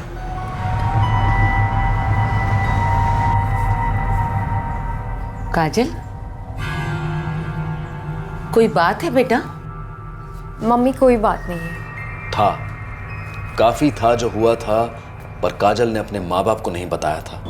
अभिषेक और काजल ने सोचा था कि जो उन्होंने किया था वो कभी दुनिया के सामने नहीं आएगा, और उनके घर वालों के सामने तो कतई नहीं। अब तुम क्या करोगी? मैं क्या करूं? अभिषेक ये सिर्फ मेरा नहीं, हम दोनों का बच्चा है। काजल सुनो, अबॉर्शन करवा लो ये मत कहना। तो सोल्यूशन क्या है? छोड़ दो सुप्रिया, डिवोर्स ले लो, फिर मुझसे शादी कर लो। वैसे भी तुम उस सुप्रिया के साथ बिल्कुल भी खुश नहीं हो। टीको आए हुए इस दुनिया में सिर्फ 6 महीने हुए, और वो सुप्रिया वैसे भी जिद्दी और एग्रेसिव टाइप है। इस कंडीशन में अगर मैंने डिवोर्स मांग लिया ना, तो वो मुझे बर्बाद कर देगी, मेरी फैमिली को भी। जानती नहीं हो सका था। मैं सिर्फ इतना जानती हूँ कि मैं तुमसे प्यार करती हूँ और तुम मुझसे प्यार करते हो। अब हमारा प्यार मेरे पेट में है, जो दुनिया में आएगा। हमारी शादी होगी, ये गिवन है, ये मुकाम है। अब रास्ता ढूंढो। अबॉर्शन के अलावा और कोई रास्ता नहीं है काजल? रास्ता है ही नहीं तो तुम किस रास्ते से मेरे पास लौट कर आए थे? जब तुम्हें मालूम था कि तुम्हारी बीवी प्रेग्नेंट है, तो किस रास्ते से मुझे बेड तक ले गए? जब तुम्हारा बच्चा हो गया तभी भी तो तुम्हारे रास्ते बंद नहीं हुए, उल्टा मुझे प्रेगनेंसी के रास्ते पे लाके खड़ा किया। और अब कहते हो रास्ता नहीं। अभिषेक, अबॉर्शन रास्ता नहीं है, अबॉर्शन मर्डर है मेरे बच्चे का। अभिषेक, मैंने तय कर लिया, हमारी शादी तो होकर रहे।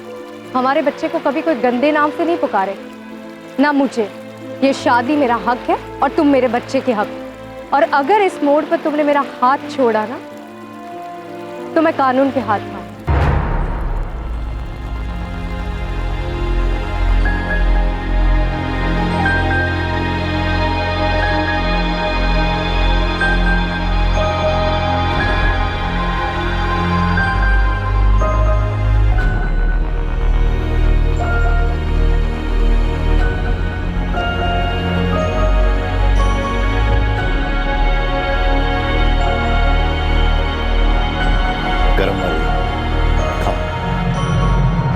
खबर पक्की है? ठीक सर। काजल भोला सरिया, अभिषेक के ग्रेजुएशन कॉलेज के टाइम की फ्रेंड, एक्स गर्लफ्रेंड। मतलब हम सही ट्रैक पर थे। अभी कहना मुश्किल है सर कि ये फ्रेंड है या गर्लफ्रेंड। इस काजल को क्वेश्चनिंग के लिए बुला सकते हैं। इस काजल का बैकग्राउंड चेक किया है? अनमैरिड है, लेकिन इन दिनों गायनेक का चक्कर लगा रही है। बड़ी मुश्किल से वहां की नर्स ने मुंह खोला कि ये लड़की प्रेग्नेंट है। और करती क्या है ये काजल भोला सरिया? RS college of business studies में MBA कर रही है सर। सेम क्लास में अभिषेक ने 1 साल पहले ज्वाइन किया था। गहलोत, हथौड़ा हमारे हाथ लग गया है, अब वक्त आ गया है कील ठोकने का।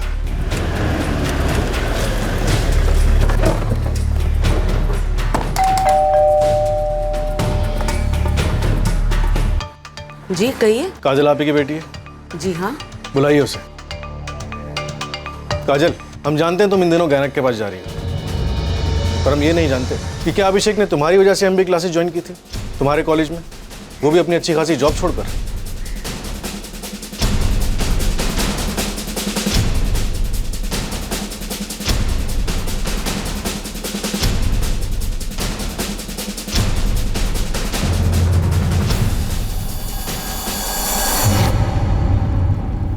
थक गया यार मैं काजल, दिमाग सुन हो गया मेरा। एक तरफ सुप्रिया सर पे बैठ के नाच रही है, कह रही है कि मम्मी पापा से अलग हो जाओ। दूसरी तरफ तुम सीने पे बैठ के धमकी दे रहे हो कि सुप्रिया से अलग हो जाओ। तुम्हारी सुप्रिया के साथ जो हालत है उसकी जिम्मेदार मैं नहीं हूँ, और अब जो हालत तुम्हारी मेरे साथ है वो भी तुम्हारा ही किया कराया है। तो ये तो ना ही कहो कि तुम विक्टिम हो। मैं विक्टिम हूँ या नहीं ये मुझे नहीं मालूम काजल, लेकिन एक बात मुझे पता है कि मेरी वजह से मेरी पेरेंट्स की लाइफ, सुप्रिया की लाइफ, तुम्हारी लाइफ, बंटी की लाइफ, तुम्हारी पेरेंट्स की लाइफ, सब मुश्किल में,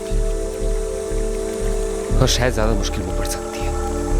इन सब का एक ही सोल्यूशन है, सुसाइड। यही रास्ता है, यही मुकाम।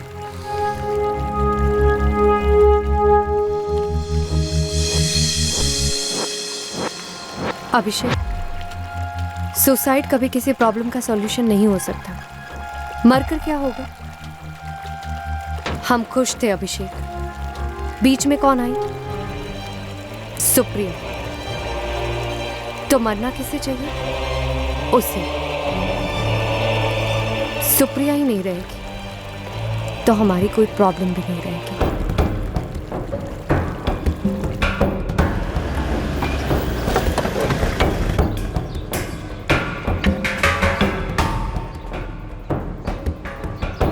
अभिषेक। Yes sir. तुम्हारा बच्चा सिर्फ 6 महीने का है ना? ठीक। उसे तो ये बात याद भी नहीं रहेगी, लेकिन जब वो बड़ा होगा तब उसे पता चलेगा कि ऐन मौके पर उसकी माँ ने उसे गोलियों से कैसे बचा लिया था। और गोलियां चलाने वाला कोई और नहीं, खुद उसका बाप था।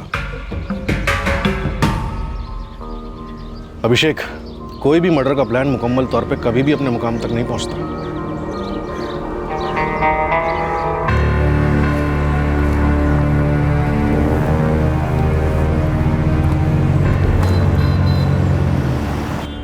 ये इमरान और प्रकाश हमेशा कटकी में रहते हैं। जब देखो पैसे मांगते रहते हैं मुझसे। पर क्या उन्हें पूरी बात, पूरा प्लान मालूम है? अब बताऊंगा ना। देख, मैं ये नहीं कह रहा हूँ कि तुम लोग मेरा ये काम कर दो, बस मेरा एक गन का बंदोबस्त कर दो। कर पाओगे? हमारी यूपी साइड में गांव का एक बंदा है, कई बार जेल भी गया है। सुना है वो गन्स का धंधा करता है। यार तूने पहले कभी नहीं बताया कि तू और काजल एक्स है। अब बता रहा हूँ ना यार, हेल्प कर दे मेरा, पैसे दूंगा। और इस बार लोन नहीं, पूरा का पूरा रख लेना। गन का बंदोबस्त हो जाएगा, बस हमारा नाम नहीं आना चाहिए। नहीं आएगा। इमरान, तू गन का बंदोबस्त कर दे। प्रकाश, मुझे एक फर्जी सिम कार्ड ला के दे।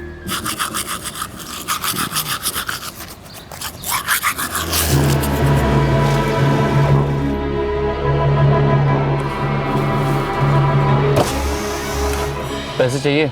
कल ही तुम्हारे पापा से मांगे थे, उन्होंने तो मना कर दिया। तुम बड़ी दया दिखा रहे हो। मैं एक काम करेगा? बोलो बात क्या? लखनऊ जाना होगा तुम्हें, एक नंबर दे दो। कायम रिजवी नाम है उसका। उसे फ़ोन करके मिलना, अपने नंबर से मत करना। वो तुम्हें एक पार्सल देगा, उस पार्सल के अंदर एक पिस्तौल होगी, वो मुझ तक ले आओ। इस काम के लिए 1 लाख रुपए दूंगा। तो ये पिस्तौल किसी को ठोकने के लिए है? हाँ। कोई बंदा है? ठोकेगा कौन? तुम्हारी नज़र में कोई है? एक बंदा है, पैसे के लिए कुछ भी करेगा वो। ठीक है, पहले गन ले आओ, फिर शूटर से मिला देना।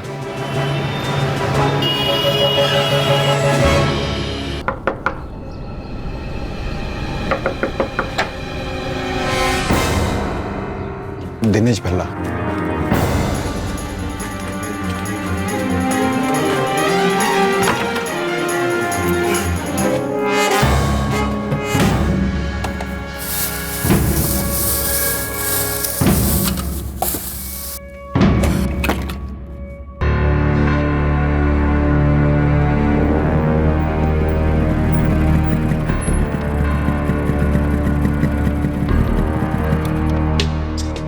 ये सुभाष है, उमेड़ चंद के खेत में मजदूरी करता है। नमस्ते। किसी को गोली मारनी है, बंदूक चला पाओगे? दिनेश भाई बोले कि रोकड़ा मिलेगा, पैसे के लिए तो कुछ भी कर लूँ। वैसे कितना मिलेगा मर्डर करने का? 50,000। साहब मेरा एक दोस्त है जावेद, वो भी साथ में काम करेगा। 2 लोग होंगे ना तो आसान रहेगा। भाई लेकिन उसको अलग से पैसे नहीं मिलेंगे। नहीं, उसे भी अलग से मिलेगा 50,000। हाँ तो फिर ठीक है ना साहब, कब कहाँ किधर मारना है आप कब बताएंगे? पहले वो जावेद को तो ले आओ। हाँ जी। बाइक है तुम्हारे पास? नहीं साहब, बाइक तो नहीं है। एक काम करना, मेरी ले जाना, चिंता नहीं है। हाँ फिर ठीक है साहब। कल आ जाइए। फोन नंबर है? हाँ साहब। दिनेश तुम्हारा कजिन है? जी। ये लो दिनेश भल्ला, RS कॉलेज से इमरान शेख और प्रकाश शर्मा, और वो सुभाष सिंह और जावेद बेग, इन सबको उठवा लो। सर। कितनी बार रेकी की थी? 4 दिन में 4 बार। तुम लोगों ने किस कारण एक मासूम औरत की जान ले ली? और यहां पब्लिक और मीडिया हमारे पीछे पड़ गई कि पुलिस तो कुछ कर ही नहीं रही है। दिन दहाड़े मर्डर, लूटमार वगैरह वगैरह। देखो क्या निकला। और अभिषेक, तुमने एक बार भी नहीं सोचा कि सुप्रिया की गोद में एक 6 महीने का बच्चा है, तुम्हारा बच्चा, जिसे गोली लग सकती थी? ये मेरे प्लान के बाहर था सर। मैंने कभी सोचा भी नहीं था कि बंटी को माँ के पास छोड़ जाने के लिए सुप्रिया कभी राजी नहीं होगी। प्लानिंग तो तुम लोगों ने खूब की थी। फर्जी सिम कार्ड किसी से मंगवाया, गन के लिए किसी और को कांटेक्ट किया, फिर किसी तीसरे को भेजा गन कलेक्ट करने के लिए, फिर किसी चौथे और उसके दोस्त से ट्रिगर दबवाया। पर इस पूरी सुपर प्लानिंग के बाहर एक चीज थी जो तुम लोगों ने एक्सपेक्ट नहीं की थी, कि जब ये जुर्म पकड़ा जाएगा तब सारा का सारा ट्रैक डाउन तुम तक ही होगा, और तब तुम ये जुर्म किसी और के सर ठोक नहीं सकोगे। तुम्हारी प्लानिंग का एक ही मुकाम था कि सुप्रिया की लाश पर से चलते हुए तुम दोनों पति पत्नी बनोगे, पर यह प्लानिंग कामयाब नहीं हो सकती थी क्योंकि तुम्हारी सोच ही गलत थी।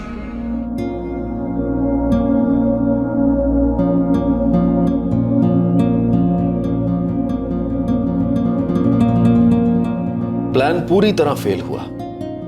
साजिशकार और उसके सारे मोहरे अब पुलिस की हिरासत में आ गए। संदीप जी ने बोला है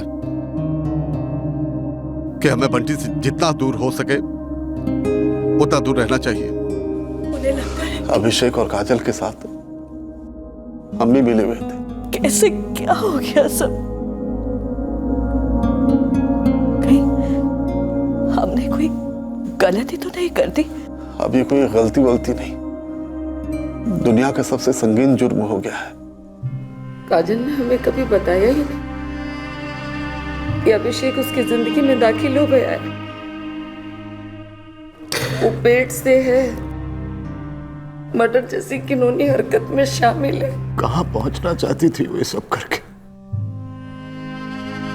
हमारी बेटी हमेशा अच्छी और एक प्रैक्टिकल लड़की थी, कहां रास्ता भूल गई, या हम रास्ता भटक गए सुलेखा? काजल ने कोर्ट में एप्लीकेशन दी कि उसे अपनी प्रेगनेंसी टर्मिनेट करनी है, और सारे मेडिकल प्रोसीजर्स के बाद अबॉर्शन कर दिया गया।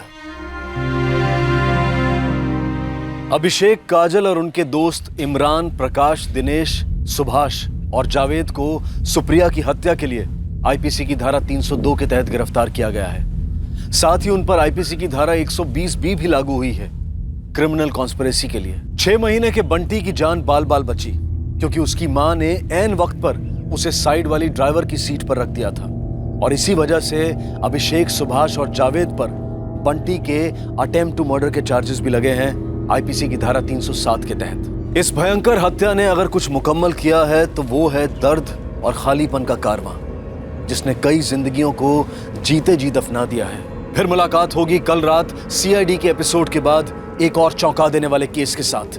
तब तक सुरक्षित रहें, सतर्क रहकर एक अच्छे नागरिक का फर्ज अदा करें और देखते रहें क्राइम पेट्रोल सतर्क। सबक एक को सीख हम सबको। जय हिंद। क्राइम पेट्रोल के और भी दिलचस्प कहानी देखने के लिए हमारे चैनल को सब्सक्राइब करें और बेल आइकॉन दबाना न भूलें।